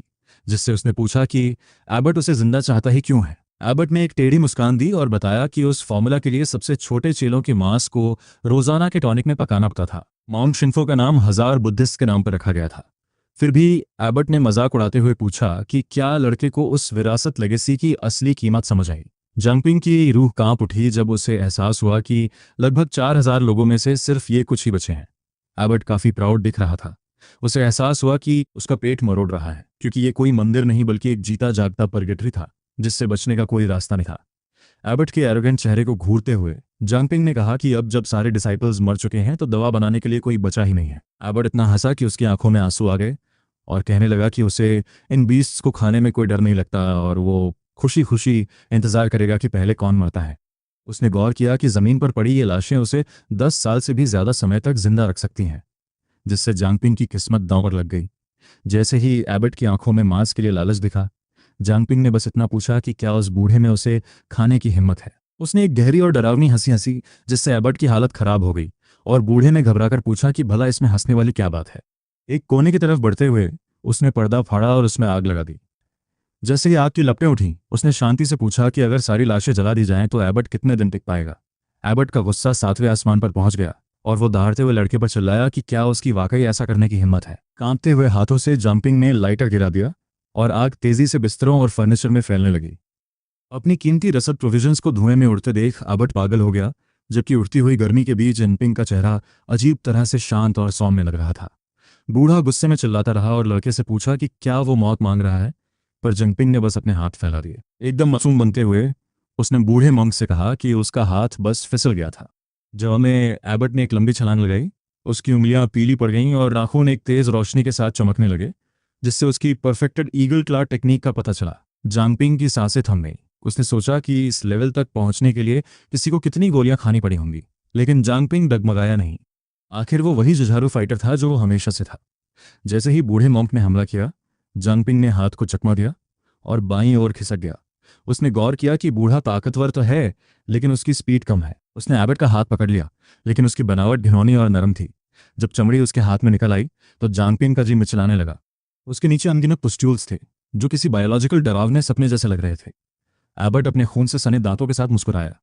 मॉन्क को लड़के की बात समझ नहीं आई, लेकिन उसने समझाया कि डीमन बीस्ट को जन्म देने के लिए पहले खुद बीस्ट बनना पड़ता है। उसने शीखी बघारी कि इसी हाथ ने अनगिनत आयरन टेल्ड ईगल्स को मारा है, और जांगपिंग से कहा कि वो खुशनसीब है जो अगला शिकार बनने जा रहा है, जो कि जाहिर तौर पर बस उसकी अपनी सोच थी। जांगपिंग ने मंक की किस्मत वाली बात को कोसा। तभी एबट ने नरक में जाने और दूसरों को बचाने के बारे में एक बुद्धिस्ट कहावत सुनाई। एबट का हाथ तेज धारदार पंजों में बदल गया और वो बिना रुके इतनी तेजी से हमला करने लगा कि बचने की कोई जगह नहीं बची। जांगपिंग को उन ईगल क्लॉज का सीधा सामना करने के लिए मजबूर होना पड़ा। उसने महसूस किया कि खुशनसीबी से इस हालत में बूढ़े का सिर्फ एक ही हाथ काम कर रहा था। एक स्टाइलिश स्लाइड के साथ उसने बूढ़े मंक के हमले को चकमा दिया। उस पल उसे एहसास हुआ कि बूढ़े की कमजोरी के बारे में उसका शक सही था। एबट एक अनफिनिश्ड प्रोडक्ट था। जैसे ही बूढ़े का बैलेंस बिगड़ा, जांगपिंग तुरंत उस पर झपटा और एक जोरदार वार किया।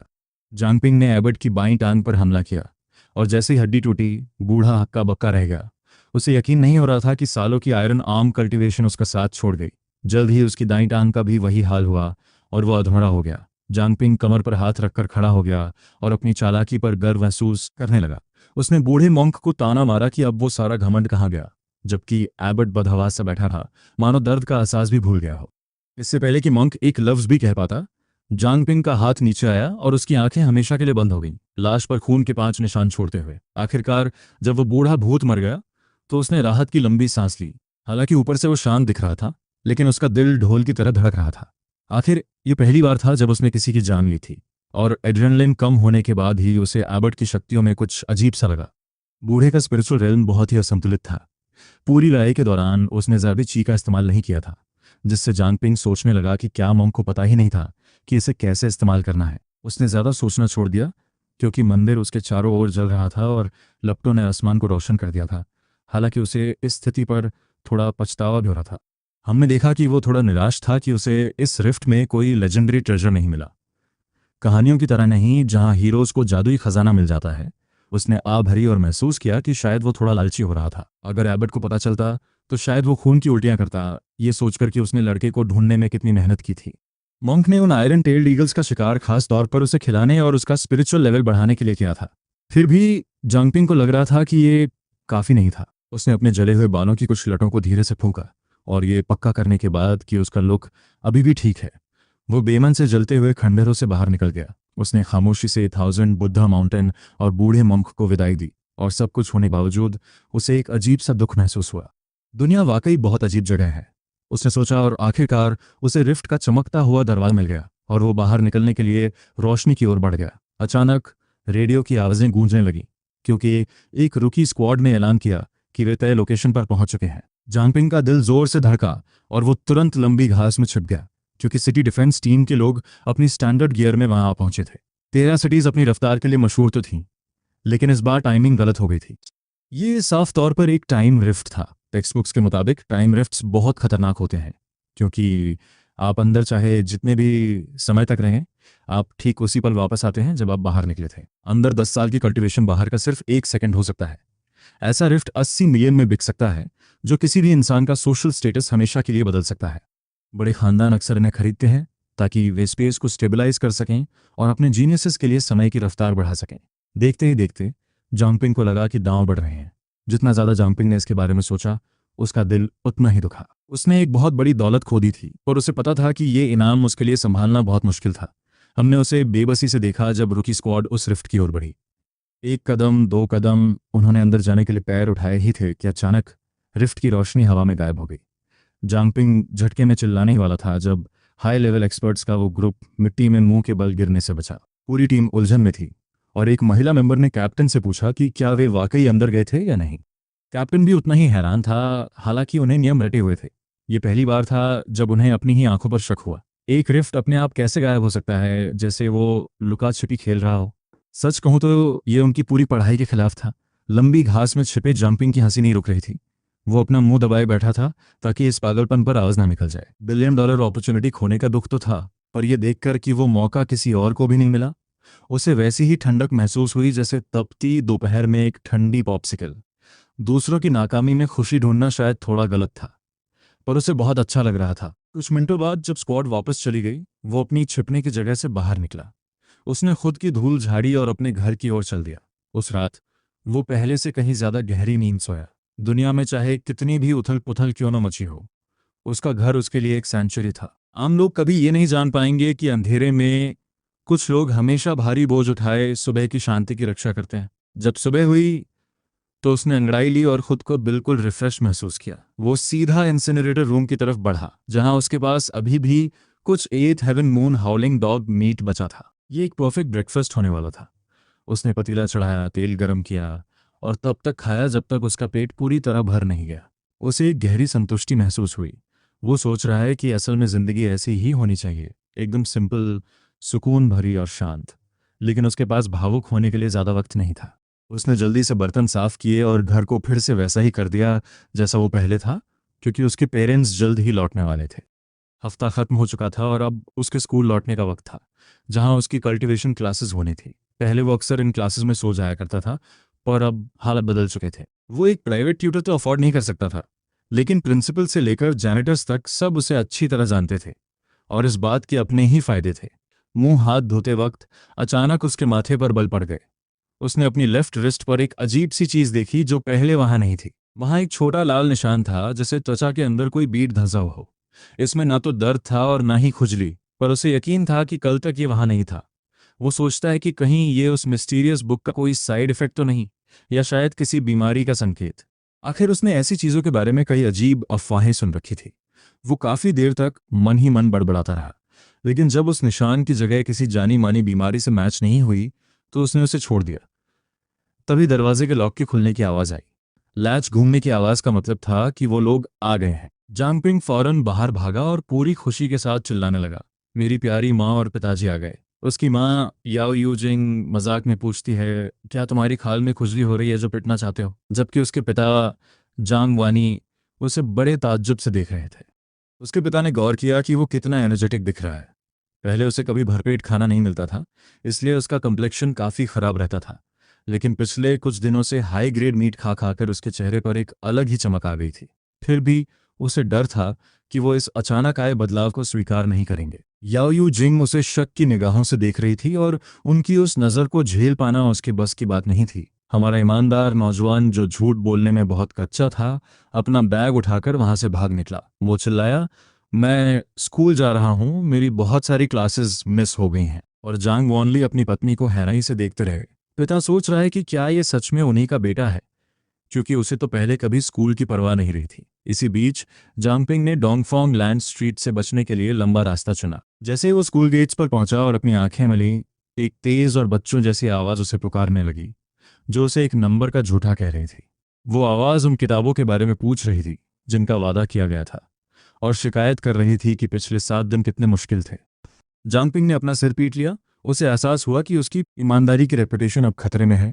वो छोटा बच्चा जिसे उसने धोखा दिया था, वो थर्ड प्राइमरी स्कूल का वही लड़का था। उन किताबों को तो कब का रेसिपीज में बदल दिया गया था, जिसने उसे बड़ी मुश्किल में डाल दिया।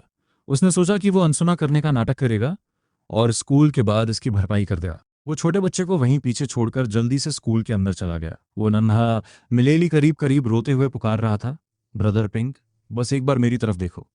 वो बच्चा उसे पकड़ने के लिए उछल कूद कर रहा था। तभी एक सिक्योरिटी गार्ड ने उसे रोक दिया और कहा कि यह जगह छोटे बच्चों के लिए नहीं है। अपने आंसू पोंछते हुए उस लड़के मिले ने गुस्से में कहा, यह तो बस एक कल्टीवेटर स्कूल है और इसमें ऐसी भी क्या बड़ी बात है? मैं भी एक न एक दिन यहाँ जरूर एनरोल होऊंगा। गार्ड ने मुस्कुराते हुए कहा, मुझे तुम पर पूरा भरोसा है नन्हे स्टूडेंट। मिलेले ने आंखें घुमाई, तुम होते कौन हो मुझ पर भरोसा करने वाले? लेकिन तब तक जांगपिंग वहां से गायब हो चुका था। गार्ड वहीं चुपचाप खड़ा रह गया, जबकि जांगपिंग एक कोने में छिपकर राहत की सांस ले रहा था। तभी अचानक किसी ने उसके कंधे पर हाथ रखा। एक आवाज ने उसे चिढ़ाते हुए कहा, एक प्राइमरी स्टूडेंट से अपनी जान बचाकर स्कूल भागना भी एक कमाल का टैलेंट है। जांगपिंग वहीं जम गया और उसने एक बड़ी सी मुस्कान दी। अपने सारे दांत दिखाते हुए उसने लोन लोन से पूछा, क्या तुम्हें लगता है कि मेरे दांत फिर से बदल रहे हैं? मुझे बहुत टूथेक हो रहा है। लॉन लॉन वहाँ हवा के झोंकों के बीच खड़ी थी। काले ट्रेनिंग गियर और ऊंची पोनीटेल में वो बेहद खूबसूरत लग रही थी। उसके बाएं हाथ में एक ब्लेड थी जिसका शीथ एक मॉन्स्टर हाइट से बना था। लॉन लॉन ने अपनी ब्लेड को आधा बाहर निकाला और पूछा, क्या तुम्हें वाकई लगता है कि मैं तुम्हें नहीं काटूंगी? आखिर ये पहली बार तो होगा नहीं।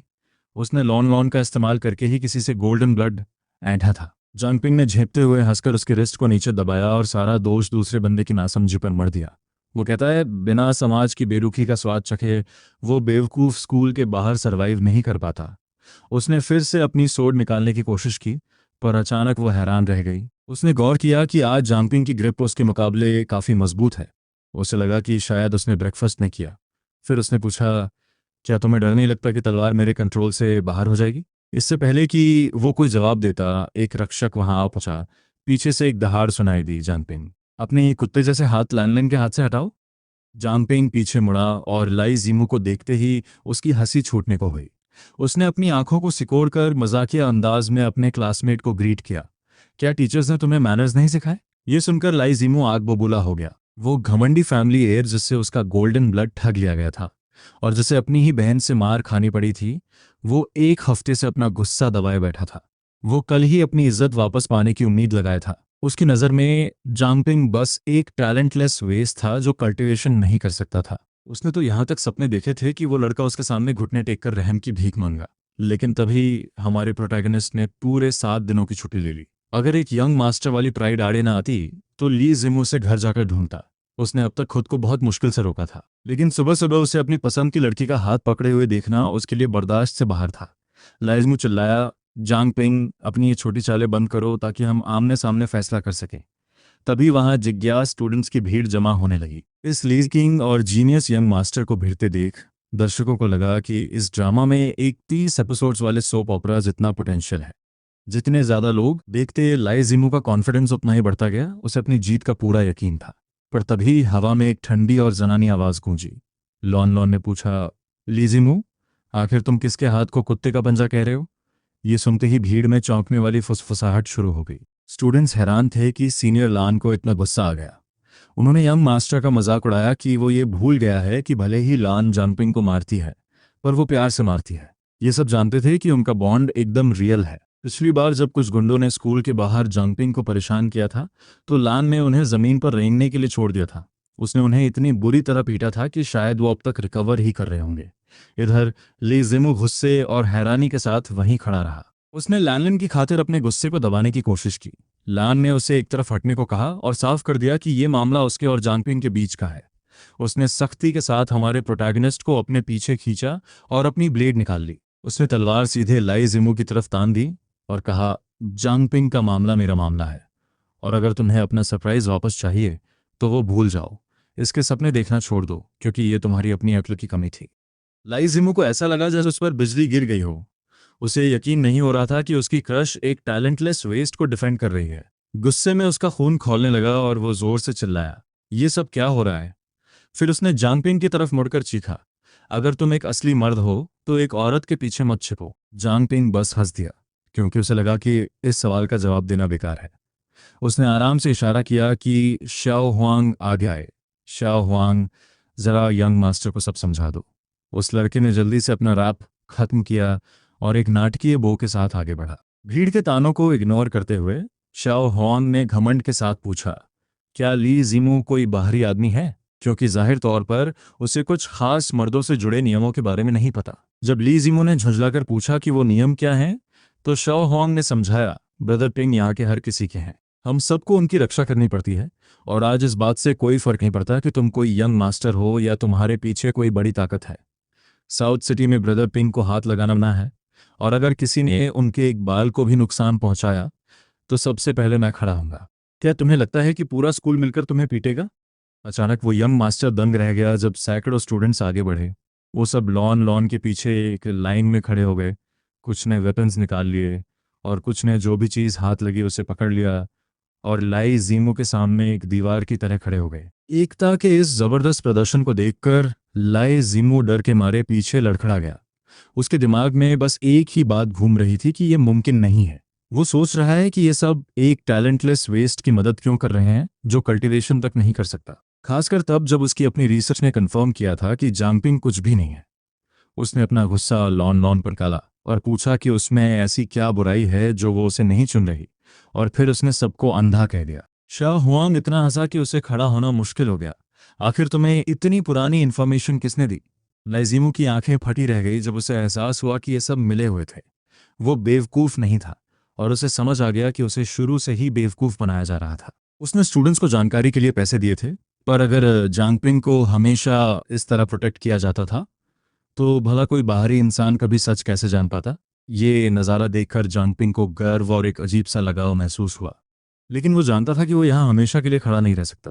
जांगपिंग को पता था कि अब इस स्पेक्टेकल को ख़त्म करने का वक्त आ गया है। पर जैसे ही वो आगे बढ़ने वाला था, सुबह की हवा में एक ठंडी और खौफनाक आवाज़ गूंजी। तुम सब क्लास में होने के बजाय यहाँ क्यों जमा हो? जांगपिंग, यहाँ से फौरन बाहर निकलो। शाहुआंग सबसे पहले वहाँ से भागा। बाकी भी उसके पीछे भागे और ब्रदर पिंग से माफ़ी मांगते हुए कहने लगे कि वो दुश्मन को तो रोक सकते हैं, पर अपने ही किसी के खिलाफ नहीं खड़े हो सकते।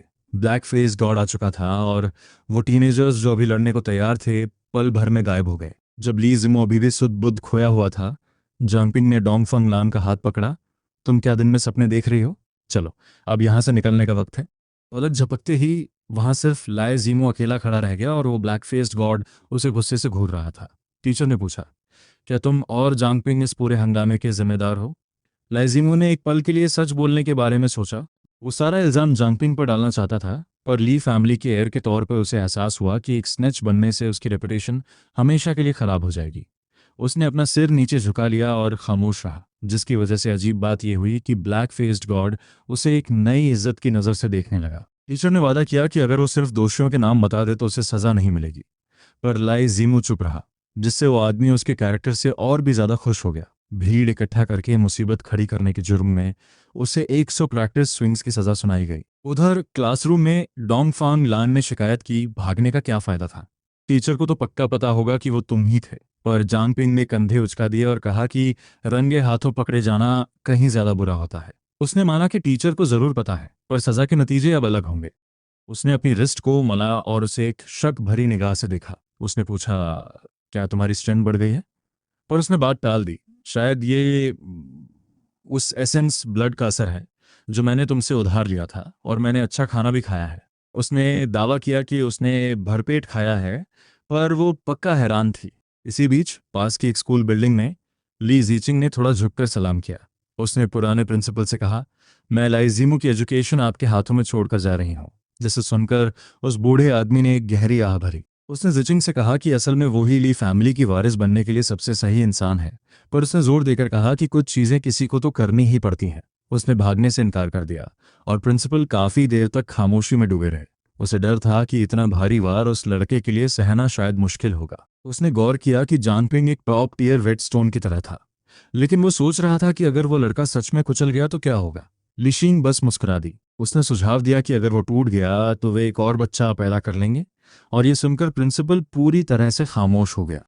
इधर लियो ने मैदान के चक्कर लगाने शुरू कर दिए, कुल 50 चक्कर, और उसका हर एक कदम हड्डियों में किसी चाकू की तरह चुभ रहा था। खासकर इसलिए क्योंकि वो ब्लैक फेस्ड गॉड उसकी हर चाल पर नजर रख रहा था। जैसे ही उसकी रफ्तार धीमी पड़ती, एक ग्लास मार्बल जोर से उसके पैर पर आकर लगती। ये बहुत दर्दनाक था, लेकिन उससे खाल कभी नहीं फटी। शायद इसी चालाकी और हुनर की वजह से उस आदमी को यह पोजीशन ली थी। उधर तीसरी मंजिल पर शिया हॉन खिड़की से बाहर झुका और उसने जांगपिंग को आवाज़ दी ताकि वो यंग मास्टर ली को देख सके।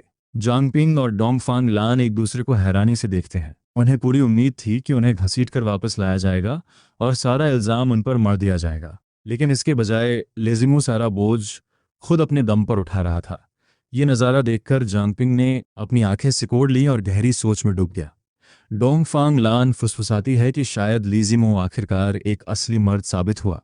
तभी क्लास शुरू करने के लिए टीचर भी वहां पहुंच जाते हैं। उनके चेहरे पर एक खौफनाक निशान और उनके चारों तरफ एक प्रचंड ऑरा था, जिसकी वजह से किसी की हिम्मत नहीं हुई कि उनकी क्लास में कोई शरारत करे। इसलिए जॉम्पिंग सीधा होकर बैठ गया और ध्यान से सुनने लगा। डोंगफेंग लान ने उसे देखा और सोचा कि प्राइमरी स्कूल के बाद ये पहली बार है जब वो इसे पढ़ाई पर इतना ध्यान देते हुए देख रही है। वो उसे हाथ से इशारा करके हटने को कहता है और उसे परेशान न करने की चेतावनी देता है, जिससे चिढ़कर वो उसे अपनी पेन से जोर से चुभा देती है।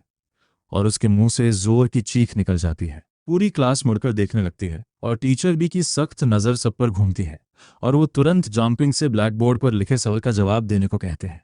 टीचर ने जानबूझकर डोंगफेंग लैन को नज़रअंदाज कर दिया। उनके मन में यही था कि उसकी जैसी शरीफ लड़की कभी भी ऐसी किसी गड़बड़ की शुरुआत नहीं कर सकती। ये सरासर भेदभाव था और जंपिंग ब्लैक बोर्ड पर लिखे उस मुश्किल सवाल को बस बढ़ती हुई झुंझलाहट के साथ देखता रह गया। वो सोचता है कि अगर उसे पता होता कि ची को कैसे काबू करना है तो उसे उस मॉन्क के साथ अपनी पुरानी लड़ाइयों में सिर्फ अपनी शारीरिक ताकत पर निर्भर नहीं रहना पड़ता। ये जानते हुए कि कोई भी सफाई देना बेकार होगा, उसने अपने सहपाठियों के मजाकिया चेहरों की ओर देखा और टीचर से पूछा कि वो उसे क्या सज़ा देना चाहते हैं। पूरी क्लास ठहाकों से गूंज उठी और यहाँ तक कि टीचर भी का सख्त चेहरा भी उस लड़के की बेबाक ईमानदारी देखकर थोड़ा डगमगा गया। उन्हें लगा कि यह लड़का अपनी भलाई के लिए ज़रूरत से ज़्यादा सच्चा है। टीचर ने बस कमरे के सबसे पिछले हिस्से की तरफ इशारा किया। जंपिंग को यह रूटीन अच्छी तरह पता था और वो तुरंत पीछे की तरफ भाग गया, लेकिन इस बार उसने अपनी नोटबुक और पेन साथ ले जाना नहीं भूला। टीचर बी ने सबक फिर से शुरू किया। उन्होंने पहले भी कई बार ऐसे दृश्य देखे थे और उन्होंने छात्रों को याद दिलाया कि यह तेजी से विकास करने का साल है। उन्होंने समझाया कि जल्द ही उनमें से ज़्यादातर छात्र अपनी लिमिट्स को पार करने की कोशिश करेंगे और यही वो मोड़ होगा जो तय करेगा कि उन्हें महान एकेडमीज़ में दाखिला मिलेगा या नहीं। उनकी महत्वाकांक्षा को जगाने के लिए उन्होंने एक अपवाद करने का फैसला किया और उन लोगों के लिए ची की प्रैक्टिकल एप्लीकेशन पर लेक्चर दिया जो ब्रेक थ्रू के करीब थे। टीचर बी ने ब्लैक बोर्ड पर एक पेचीदा फॉर्मूला लिखा और डोंगफेंग लान की तरफ उम्मीद भरी नजरों से देखा। एक ऐसा इशारा जिसे पूरी क्लास तुरंत समझ गई। ये साफ था कि डोंगफेंग लान अपने ब्रेक थ्रू की कगार पर थी। कुछ लोग जलन महसूस कर रहे थे तो कुछ हैरान थे। हालांकि किसी को भी एक जीनियस के लिए यह अजीब नहीं लगा। उन्होंने समझाया कि स्पिरिट एसेंस के लिए ची का इस्तेमाल उसका सबसे ज़रूरी हथियार है। इसके बिना वे एक धारदार तलवार पकड़े हुए बच्चों की तरह हैं, शायद डरावने लेकिन अंत में बेहद कमज़ोर। उन्होंने आज का सबक स्किल स्ट्रक्चर्स के साथ शुरू किया, जिसका जोर इस बात पर था कि हमले के दौरान ची को कैसे चैनल किया जाए, खासकर सांग युआन वुल्फ के गेल स्ट्राइक के दौरान। डोंगफेंग लान ऐसे सुन रही थी जैसे उस पर कोई जादू हो गया हो, क्योंकि इस समय वो एक सन युआन वुल्फ के इनर कोर को रिफाइन कर रही थी। टीचर बी को उसकी तरक्की के बारे में अच्छी तरह पता था, यहाँ तक कि जो लोग इस थियरी को पूरी तरह समझ नहीं पा रहे थे उन्हें भी टीचर बी के जुनून को देखकर अपनी सोच का दायरा बढ़ता हुआ महसूस हुआ। जबकि डोंगफेंग लान ने कई पन्ने नोट से भर दिए थे, तभी जैसे ही सब खत्म होने वाला था, जंपिंग खुद को रोक नहीं पाया और उसने अपना हाथ उठाया। टीचर बी की तरफ ज्ञान की एक बेताब प्यास के साथ देखते हुए उसने पूछा कि कोई आयरन टेल ईगल के पावर क्लॉ का इस्तेमाल कैसे कर सकता है। यह सुनकर पूरी क्लास पीछे मुड़ गई और टीचर बी ने उसकी अचानक जागी इस पढ़ाई की भूख का मजाक उड़ाया। टीचर ने कहा कि ऐसी हाई लेवल टेक्निक्स उसकी समझ से बहुत बाहर हैं और बेहतर होगा कि वो पढ़ाई की बजाय मुसीबतों से दूर रहने पर ध्यान दे। उनके बीच बात करने का तरीका ही ऐसा था। ये बिल्कुल वैसा ही है जैसे किसी विकलांग व्यक्ति के साथ होता है। आप जितनी ज़्यादा दया दिखाएंगे उन्हें उतना ही बुरा लगेगा। असली दोस्त वो होते हैं जो आपको फुटबॉल मैच में खींच ले जाते हैं और आपको गोलकीपर बना देते हैं। आपके साथ ना तो किसी पीड़ित की तरह बर्ताव करते हैं और न ही किसी खास इंसान की तरह। इसी वजह से किसी ने भी उसके कल्टीवेट न कर पाने की लाचारी का मजाक उड़ाने से परहेज नहीं किया। वे सब इस बारे में बहुत बेबाक थे। जैसे ही बाकी छात्रों ने मजाक उड़ाना शुरू किया, उन्होंने चिढ़ाया कि ब्रदर पिंक को अपना पेट भरने के तरीकों पर पढ़ाई करनी चाहिए क्योंकि स्पिरिट एसेंसेस की दुनिया उससे बहुत दूर है। हाकों के बीच उन्होंने कहा कि वो मजाक करना बंद करे क्योंकि उन्हें उसकी ये स्कॉलर वाली हरकतें हजम नहीं हो रही थीं, जबकि उन्होंने पहले ही तय किया था कि वे सब स्लैकर्स बनकर रहेंगे। उन्होंने उस पर अपने ग्रुप को धोखा देने का इल्ज़ाम लगाया। पुराने समय में शायद वो भी इस मजाक में शामिल हो जाता, लेकिन अब उसके पास इन सब चीज़ों के लिए वक्त नहीं था। उसने चिढ़ते हुए उन सबको दफ़ा होने के लिए कहा और ज़ोर देकर कहा कि वो टीचर बी के साथ उस मुद्दे पर एक गंभीर चर्चा करने की कोशिश कर रहा है। उसकी इस गंभीरता वाली बात ने पूरी क्लास को और भी ज़ोर से हंसने पर मजबूर कर दिया। शाहुआंग ने तो हंसते हंसते अपना पेट पकड़ लिया और अपनी डेस्क थपथपाने लगा। उसने व्यंग्य में अंगूठा दिखाते हुए कहा कि वो वाकई दुनिया का सबसे मज़ेदार इंसान है, जिससे जानपिंग और भी ज़्यादा चढ़ गया।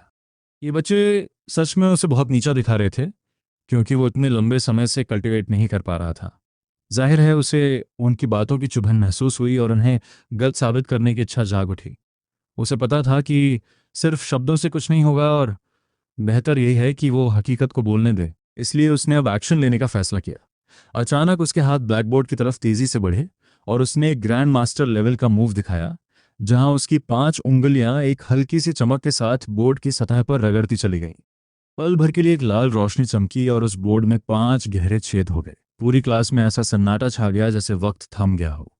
डोंगफांग लान ने सदमे में अपना मुंह ढक लिया। शो हुआन की आंखें फटी की फटी रह गईं और ये नज़ारा देखकर टीचर भी अपनी जगह पर जम गए। वो खौफनाक ऑरा और वह रेड स्पिरिट ची देखकर टीचर का दिल अविश्वास से चिल्ला उठा। उस पल जांगपिंग ने अपनी बात साबित कर दी थी। अब सबके सामने यह साफ था कि जांग के आखिरकार अपनी स्पिरिट ची को जगा लिया है। उनकी हैरानी को देखकर उसके होठों पर एक हल्की मुस्कान आ गई।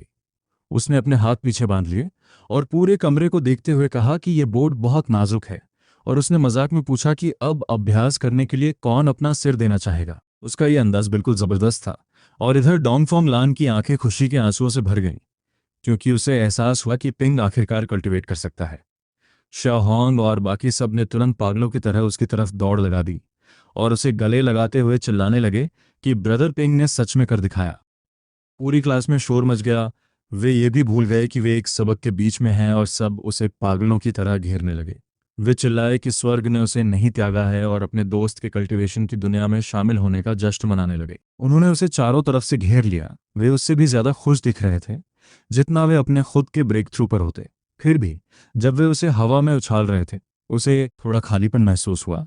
वो सोच रहा है कि क्या उन्हें पहले उस पर शक नहीं करना चाहिए था, ताकि वो उन्हें एक मुकाबले में हराकर अपनी एक शानदार और गौरवमयी वापसी कर पाता।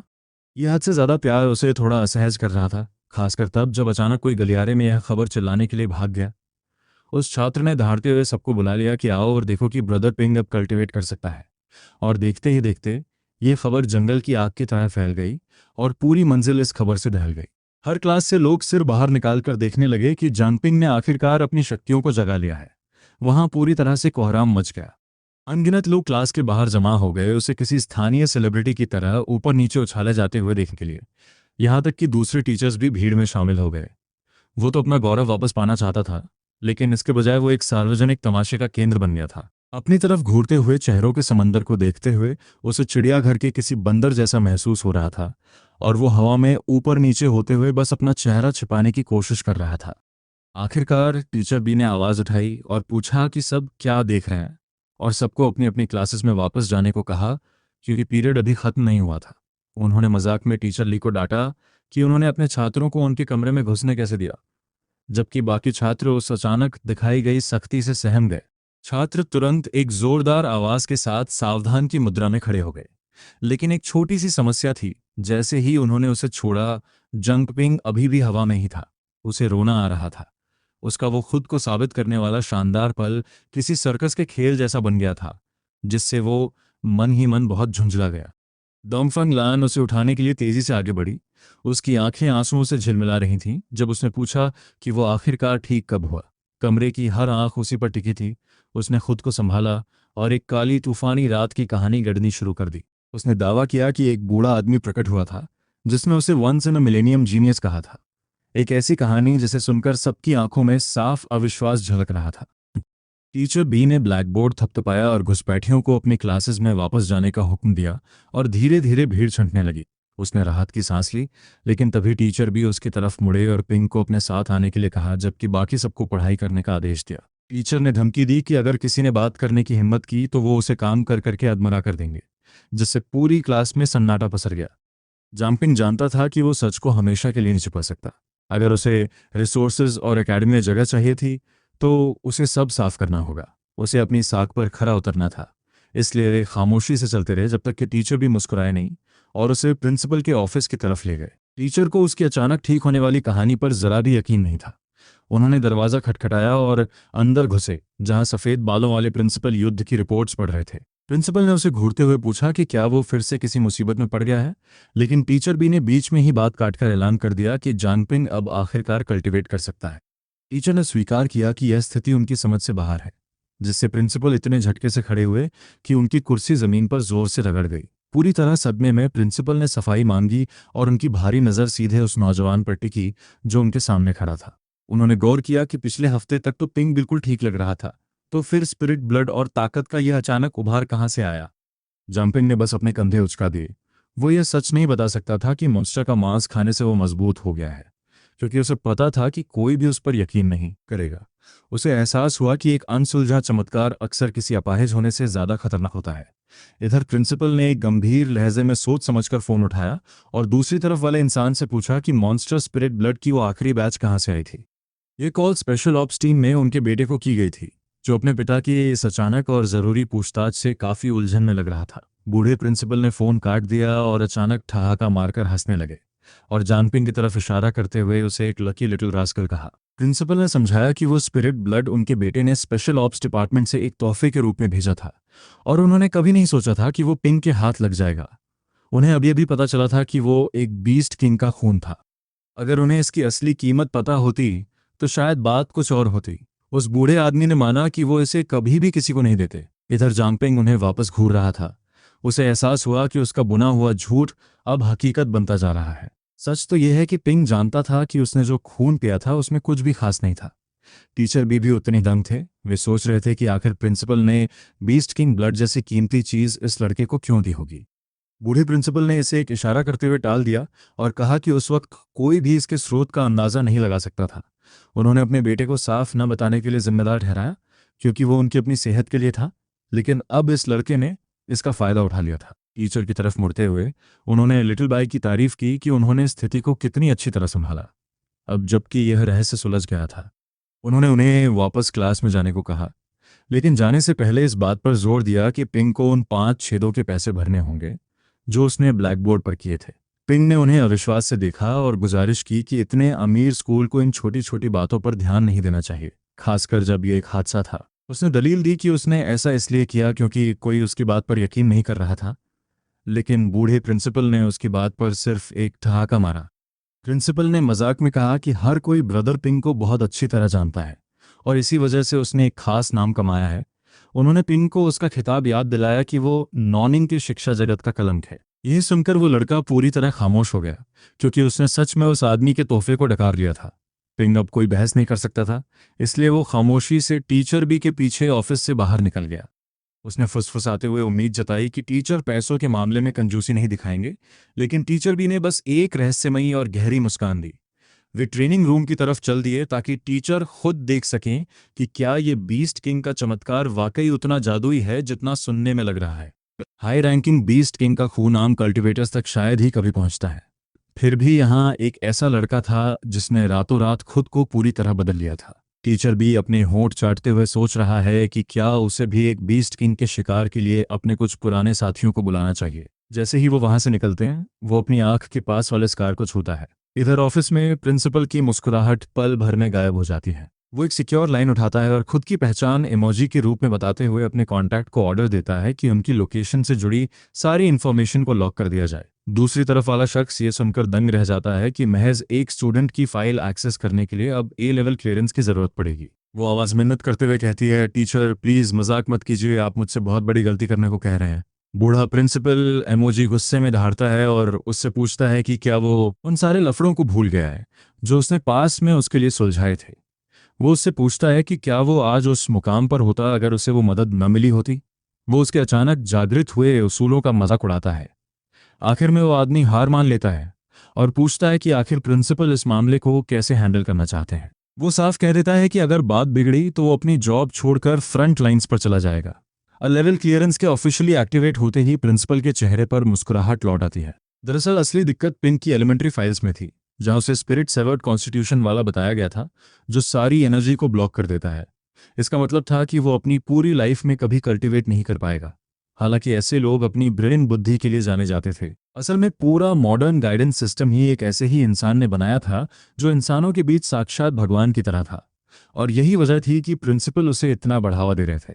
कुछ देर बाद उस कॉन्टैक्ट का फिर से फोन आता है और वो कंफर्म करता है कि काम हो गया है। हालांकि उसकी आवाज़ से उसकी थकान साफ पता चल रही थी।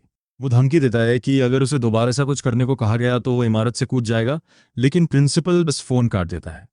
बूढ़ा बुदबुदाता है कि अगर वो नहीं करता तो और भी कई पुराने स्टूडेंट्स तैयार बैठे हैं। तभी फ़ोन फिर से बजता है। इस बार उसका बेटा अपनी ब्लैक यूनिफॉर्म में है, जो पूरी तरह उलझन में लग रहा है, और पूछता है कि आखिर ये बीस्ट किंग ब्लड वाली कहानी क्या है। प्रिंसिपल उस पर चिल्लाते हुए कहता है कि जब वक्त मिले तो घर आ जाना, और फ़ोन काट देता है। बूढ़े का सब्र अब जवाब दे रहा था। इधर कॉम्बैट ट्रेनिंग रूम में टीचर बी देख रहा है कि कैसे पिंग जोश में आकर अपने हाथ चला रहा है।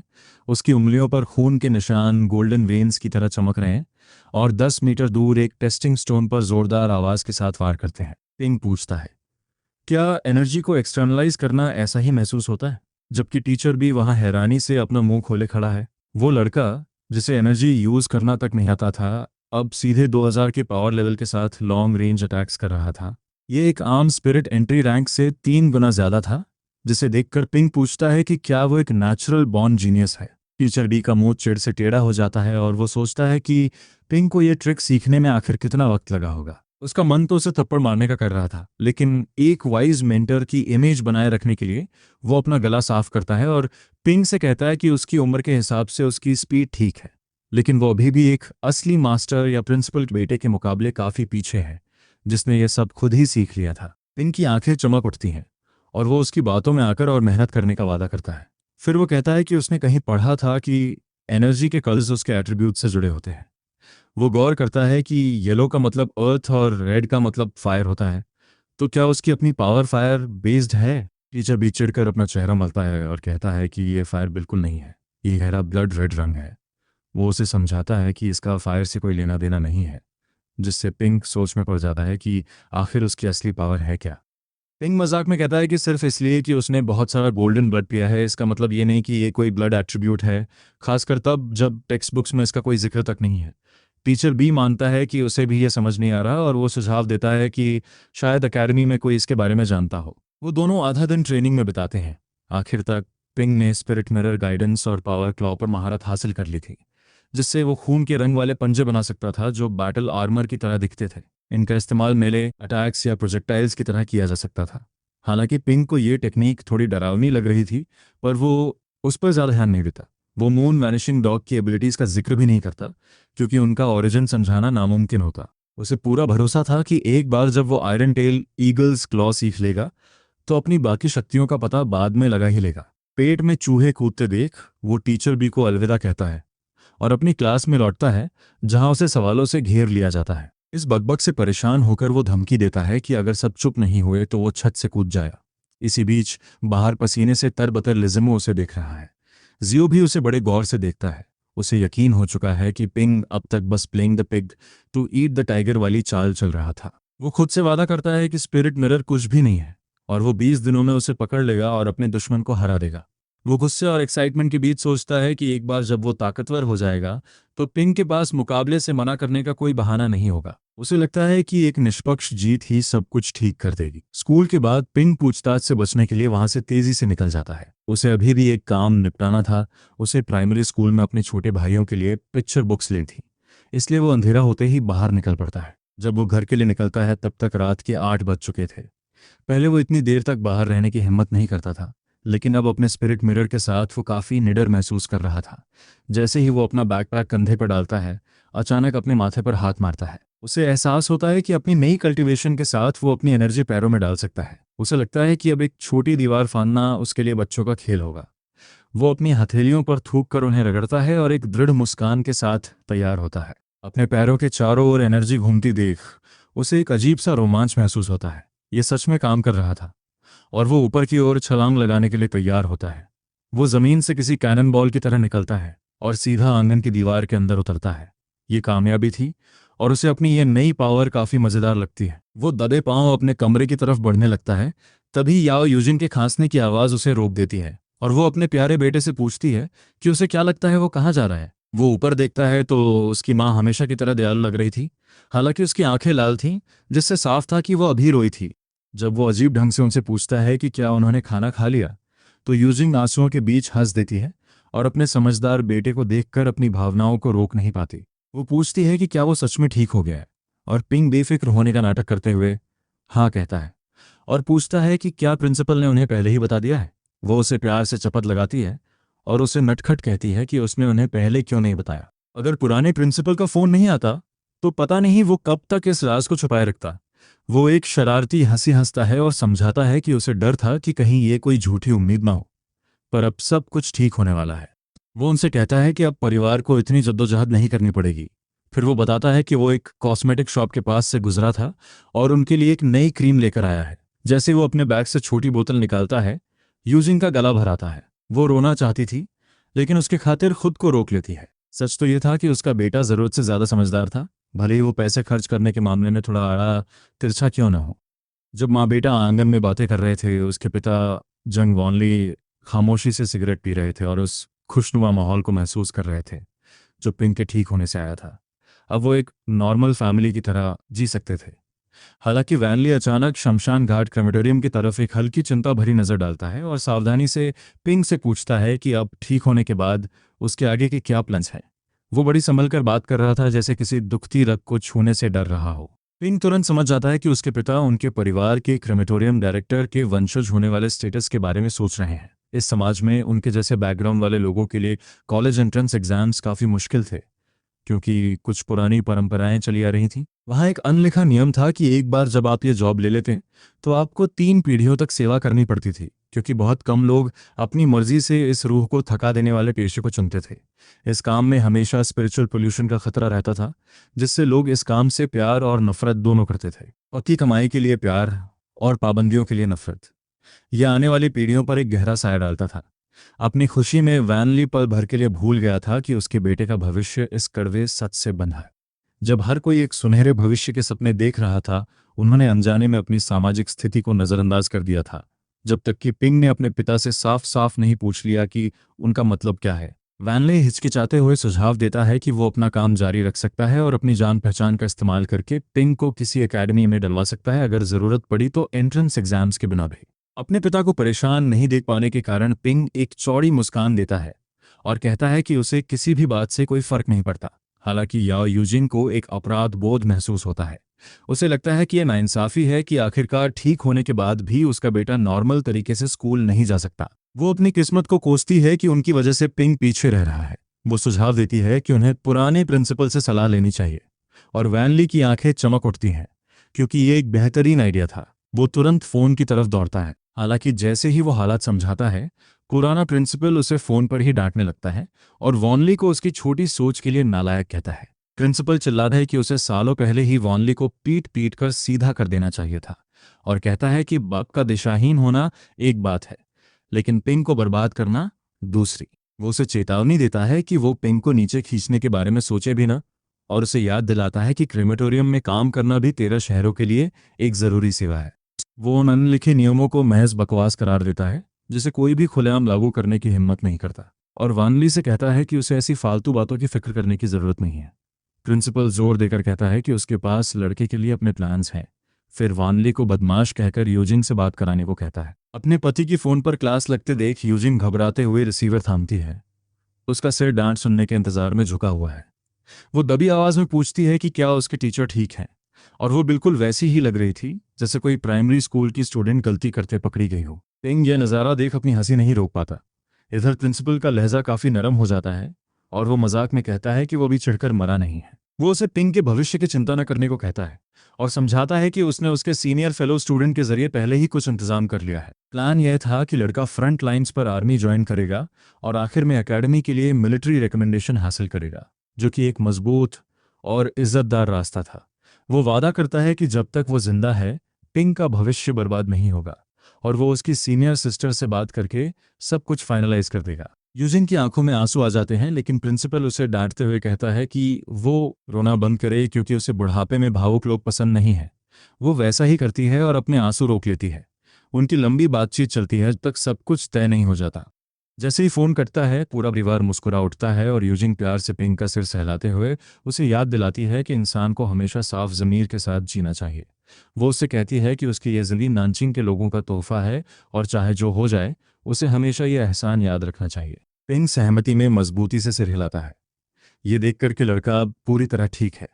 वो तीनों एक शानदार जश्न वाली दावत के लिए बैठते हैं। वानली उसे थोड़ी वाइन भी चखने देता है और वो रात 10 बजे तक सोने नहीं जाते। आज से वो घर वाकई में फिर से जिंदा महसूस होने लगा था।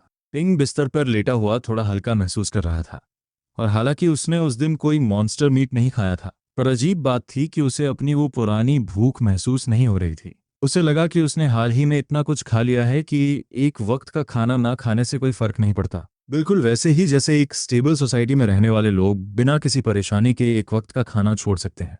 हालांकि एक नई चिंता उसके दिमाग में थी। उसे अपनी कल्टीवेशन जारी रखने के लिए आखिर में एक गुप्त ठिकाने की जरूरत पड़ेगी। उसे एहसास हुआ कि उसे घर पे काम करते हुए चुपचाप कुछ मॉन्स्टर रिमेन्स को ठिकाने लगाने का तरीका ढूंढना होगा, वरना वो अपनी भूख कभी नहीं मिटा पाएगा।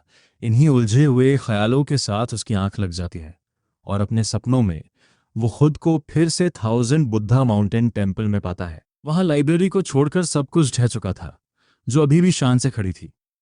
जैसे ही वो उस सपने में घूमता है, उसे ये सब कितना असली लग रहा है देखकर हैरानी होती है। ऐसा लग रहा था कि सपना अपने आप विकसित हो रहा है। शायद ये वही बात थी कि जो दिन में सोचो वही रात में दिखे। इसलिए उसने थोड़ा और एक्सप्लोर करने का फैसला किया। वो उन अजीब कहानियों स्ट्रेंज टेल्स को पूरा पढ़ना चाहता था जिन्हें उसने शुरू किया था, इससे पहले कि वो बूढ़ा मंक उसे वहां से खींच ले जाता। एक अधूरा अफसोस जिसे वो यहीं सुलझाना चाहता था। वो वापस उसी जगह पहुंचा, लेकिन जैसे उसने किताब खोली, हवा में फिर से वही अजीब सी आवाज गूंजी। उसके चेहरे पर एक हल्की मुस्कान आ गई। उसे लग रहा था कि यह सपना कितना रियलिस्टिक है, यहां तक कि पिछली बार वाली वो अजीब आवाजें भी दोबारा सुनाई दे रही थीं। पिछली बार उसे एक गुफा और एक बेहद खूबसूरत औरत मिली थी, और उसे उम्मीद नहीं थी कि यह सपना उन बारीकियों को भी दोबारा दोहराएगा। थोड़ा मुस्कुराते हुए उसने किताब नीचे रखी और उसी जाने पहचाने रास्ते से गुफा के अंदर गया, जब तक कि वो वापस नीचे वाले चेंबर में नहीं पहुंच गया। वहां वही क्रिस्टल कॉफिन रखा था, बिल्कुल वैसा ही जैसा उसने थाउजेंड बुद्धा माउंटेन में देखा था, और वो औरत अभी भी उसके अंदर थी। लेकिन इस बार उसके माथे पर लगा वो सील गायब था, और क्रिस्टल के अंदर लाल रंग के ब्राइडल गाउन में लिपटी एक बेहद हसीन औरत खामोशी से लेटी हुई थी। एक पल के लिए उसे लगा कि उस औरत के होंठ थिरके हैं, जिससे वो थोड़ा चौंक गया, पर फिर उसे याद आया कि आखिर वो है कहाँ। उसने खुद को समझाया कि वो अपने ही सपने में नहीं डरेगा। पूरे कॉन्फिडेंस के साथ वो उसके पास गया और उसके बगल में बैठ गया। वो उसे बहुत गौर से देखने लगा। ये देखकर दंग था कि सब कुछ कितना असली लग रहा था। यहाँ तक कि उसके स्किन के बारीक बाल भी नजर आए थे। आजकल के सपने वाकई बहुत विड होने लगे थे। इस कदर असलियत देखकर वो थोड़ा घबरा गया और भी करीब चला गया। कुदरत के इस अजूबे को देखकर वो हैरान था। वो सोच रहा है कि कोई औरत इतनी खूबसूरत कैसे हो सकती है। उसका हर फीचर बिल्कुल परफेक्ट था, जिसे देखकर सांसें थम जाएं। लेकिन जैसे ही उसने और करीब से देखने की कोशिश की, उसकी आंखों के सामने अचानक अंधेरा छा गया। जब उसकी आंख खुली तो उसे जोरों की भूख लगी थी। वो खाली नजरों से छत को घूरने लगा और सोचता है कि आखिर उसका सपना इतनी जल्दी क्यों खत्म हो गया। घड़ी की तरफ देखा तो सुबह के 7 बजे बज रहे थे। उसने अपनी किस्मत को कोसा। वो देखना चाहता था कि उस सपने में आगे क्या होता है। अपना पेट मलते हुए उसने महसूस किया कि फर्नेस पहले ही जलाया जा चुका है। यह एहसास होते ही कि वैनली जाग चुका है और काम शुरू कर दिया है, वो जल्दी से तैयार होकर हेल्प करने के लिए इंसिनरेशन रूम की तरफ भागा। उसने अपने पिता से कहा कि वो थोड़ा ब्रेक लें और काम उसे संभाल दें। दरअसल उसका एक प्लान था। वो चुपके से कुछ मीट बचाकर रखना चाहता था ताकि बाद में पका सके। बस उसे ये नहीं पता था कि आज वो किस तरह के मॉन्स्टर को प्रोसेस कर रहे हैं। वानली ने अपने समझदार बेटे को देखा और उसे गर्व महसूस हुआ कि उसका बेटा कितना बड़ा हो गया है। उसने खुद को ज्यादा थकाया नहीं। उसने पिंग से कहा कि क्योंकि उसे सारा प्रोसेस पता है, इसलिए वो बाहर जाकर नाश्ता ले आता है। उसने पिंग को प्रोफेशनल डिबोनिंग नाइफ थमाई और जाते जाते पूछा कि क्या उसे अभी भी एसेंस ब्लड पीने की ज़रूरत है। पिंग ने उसे यकीन दिलाया कि अब उसे उसकी ज़रूरत नहीं है। उसने मशवरा दिया कि उन्हें ब्लड इकट्ठा कर लेना चाहिए, क्योंकि एक पूरी बॉटल की अच्छी कीमत मिल सकती है। वानली हंसते हुए मान गया कि यह एक अच्छा आइडिया है और फिर बाहर चला गया। अब पिंग अकेला था। उसने अपना ध्यान सामने रखी हुई कारकिस पर लगाया। एक बार गौर से देखने के बाद उसे थोड़ी निराशा हुई। ये एक और आयरन टेल्ड ईगल था। आजकल ये चीज़ें काफ़ी आम हो गई थीं। पेट में भूख की आग जल रही थी, इसलिए उसे जल्दी हाथ चलाने थे। उसने सबसे पहले एसेंस ब्लड निकालना शुरू किया, ये पक्का करते हुए कि कोई उसे देख न रहा हो। उसने फुर्ती से उसकी स्किन उतारी और उसे टुकड़ों में काट दिया। घर पर उसके पेरेंट्स थे, इसलिए उसने अपने ग्लव्स पहने रखे। उसने मीट का सबसे टेंडर हिस्सा निकाला और उसे ऑयल में लपेट दिया। जैसे ही उसने मीट छुपाया, उसे उस रात वाले रिफ्ट की याद आई। वो सोचने लगा कि कितना अच्छा होता अगर उसके पास खुद का एक टाइम रिफ्ट होता। अगर ऐसा होता तो उसे यूं छुप छुप कर मीट नहीं छुपाना पड़ता, और उसके पास खाना पकाने के लिए एक प्राइवेट जगह भी होती। थाउजेंड बुद्धा माउंटेन की उस जगह के बारे में सोचकर उसे थोड़ी जलन होने लगी। लेकिन तभी उसकी आंखों के सामने फिर से अंधेरा छा गया। वो एक पल के लिए घबरा गया कि आखिर ये हो क्या रहा है, और सबसे ज़रूरी बात, उसका मीट कहाँ गया। जो बड़ा सा मीट का टुकड़ा उसने भी काटा था, वो गायब हो चुका था। उसने पागलों की तरह मेज़ के नीचे और फर्श पर तलाशा, पर वहाँ कुछ नहीं था। जैसे ही वो नीचे झुका, पसीने से लथपथ होकर उसने देखा कि उसकी कलाई पर मौजूद टीयर ड्रॉप मोल थिरक रहा है, और ये देखकर उसकी धड़कनें तेज हो गई। उसे एहसास हुआ कि यह मोल बिल्कुल वैसा ही है जैसा उस क्रिस्टल कॉफिन वाली औरत का था। ये समानता बहुत अजीब थी। अगर उसने कल रात वो सपना न देखा होता तो शायद उसे पता भी नहीं चलता कि उस औरत के चेहरे से वो मोल गायब था। यहाँ ये बताना ज़रूरी है कि पिंक को कल्टिवेटर्स, उनकी सीक्रेट रेल्म्स और टाइम रिफ्ट्स की कहानियों का जुनून था। एक कहानी एक ऐसे आदमी की थी जिसे 10 साल पहले एक सीक्रेट रेल्म मिला था, जिससे उसे टाइम रिफ्ट्स कंट्रोल करने की ताकत मिली। वो आदमी एक लेजेंड बन गया। हालांकि कई लोग इस कहानी को झूठा मानते थे। पर क्या होगा अगर ये सच हो? वो सोच रहा है कि क्या वो उन खुशकिस्मत लोगों में से एक है। इसे चेक करने के लिए उसने मीट का एक और टुकड़ा काटा और उस मोल को घूरने लगा। वो मीट तुरंत गायब हो गया। चिल्लाए से बचने के लिए उसने अपने मुंह पर हाथ रख लिया। वो बहुत जल्द बहुत अमीर होने वाला था। वो भी एक टाइम रिफ्ट की दुआ मांग रहा था और अब वो उसके सामने था। उसने अपनी आंखें बंद की, मोल को छुआ और गायब हो गया। जब उसने आंखें खोलीं तो वो थाउजेंड बुद्धा माउंटेन के उन्हीं खंडहरों में खड़ा था जहां लाइब्रेरी अभी भी मौजूद थी। पछतावे की एक ऐसी लहर उठी कि उसका दम घुटने लगा। गुस्से में उसने खुद को ही 2 तमाचे जड़ दिए। अगर उसे पता होता कि यह जगह उसकी अपनी होने वाली है तो वो उस बूढ़े मॉन्क को नीचा दिखाने के लिए इसे कभी नहीं जलाता। तब यह उसका घर नहीं था, पर अब था। उसे आग लगाते वक्त जो सुकून मिला था, अब वो दर्द में बदल चुका था।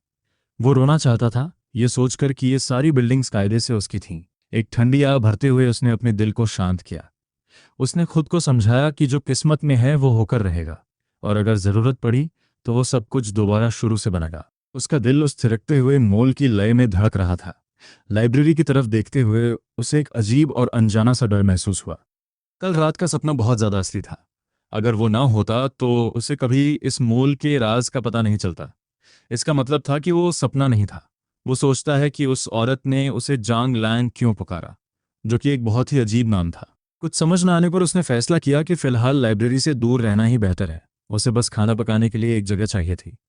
उसने खुद को याद दिलाया कि उसे लालची नहीं बनना चाहिए। इसी सोच के साथ वो मुड़ा और खैंडरों की तरफ चल दिया। काफ़ी तलाश करने के बाद पिंक को एक सही सलामत कमरा मिला और वो किचन की तरफ बर्तन लेने भागा। जैसे ही उसने चूल्हा बना शुरू किया, उसे अपनी पीठ पर कुछ चुभन सी महसूस हुई, जैसे कोई उसे देख रहा हो।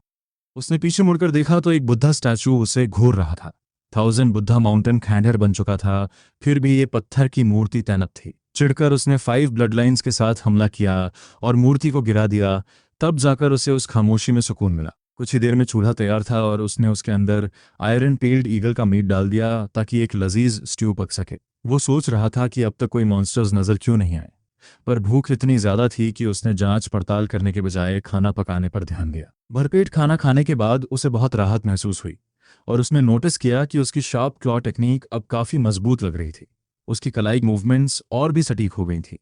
उसे एहसास हुआ कि उसे इस सीक्रेट लैंड का पूरा फायदा उठाना होगा। सबसे बड़ी समस्या ये थी कि और ज़्यादा मॉन्स्टर कार्केसेस अंदर कैसे लाई जाए। एक पल के लिए सोचते ही वो वापस इंसिनरेटर में पहुंच गया। घड़ी देखी तो 7:50 हो रहे थे। उसे याद था कि वो 7:30 पर अंदर गया था, यानी उस रेल में वक्त अलग तरह से चलता है। अंदर का 1 घंटा बाहर के सिर्फ 20 मिनट के बराबर था, यानी 1:3 रेशियो। उसने फैसला किया कि वो बाकी बची हुई ईगल कार्कस को न छुपाएगा। उसने उसे फर्नेस में डाल दिया और अगले कुछ दिन इस सोच में गुजारे कि मॉन्स्टर्स की एक बड़ी सप्लाई कैसे हासिल की जाए। वो ईगल मीट खा खाकर थक गया था, लेकिन उसकी इंटरनल एनर्जी बढ़ रही थी, जो धीरे धीरे 1 ग्राम से 3 ग्राम तक पहुंच गई। 9 ग्राम पर पहुंचते ही वो उस पीक पर होगा जहां सिर्फ एक स्किल मास्टर करने से वो ब्रेक थ्रू कर पाएगा। यही वो बड़ा फासला है जहां आम बच्चों और बड़े क्लैंस के बच्चों के बीच की दूरी बढ़ जाती है। एक लाइफ बॉन्ड स्किल इंसान की हड्डियों में बस जाती है और पूरी जिंदगी एक कल्टीवेटर के साथ रहती है। अमीर वारिस हाई ग्रेड मॉन्स्टर कोर्स का इस्तेमाल करके अपने भविष्य के लिए ताकतवर स्किल फ्रेमवर्क्स तैयार करते हैं। इन फ्रेमवर्क्स की ऑपरेटिंग मेमोरी जितनी बड़ी होगी, उनकी कामयाबी उतनी ही ऊंची होगी। लेकिन आम लोगों को सिर्फ अपनी किस्मत पर भरोसा करना पड़ता है। टेरासिटीज का नियम है कि हाई स्कूलर्स जल्दी ब्रेक थ्रू नहीं कर सकते, क्योंकि सरकार सबसे अच्छे कोर्स पहले खुद लेती है। सिर्फ बचा कुचा माल मार्केट में पहुंचता है। कुछ बेहतर पाने के लिए एकेडमी की मुश्किलों को झेलना पड़ता है, जो कभी मुफ्त नहीं होती। या तो आपको योगदान देना होगा या फिर बेमिसाल टैलेंट दिखाना होगा, क्योंकि ज्ञान की दुनिया में कुछ भी मुफ्त नहीं मिलता। पिंग ने पिछले कुछ दिन बहुत पढ़ाई की थी और अब उसे समझ आया कि पुराने प्रिंसिपल एकेडमी के लिए इतना जोर क्यों दे रहे थे।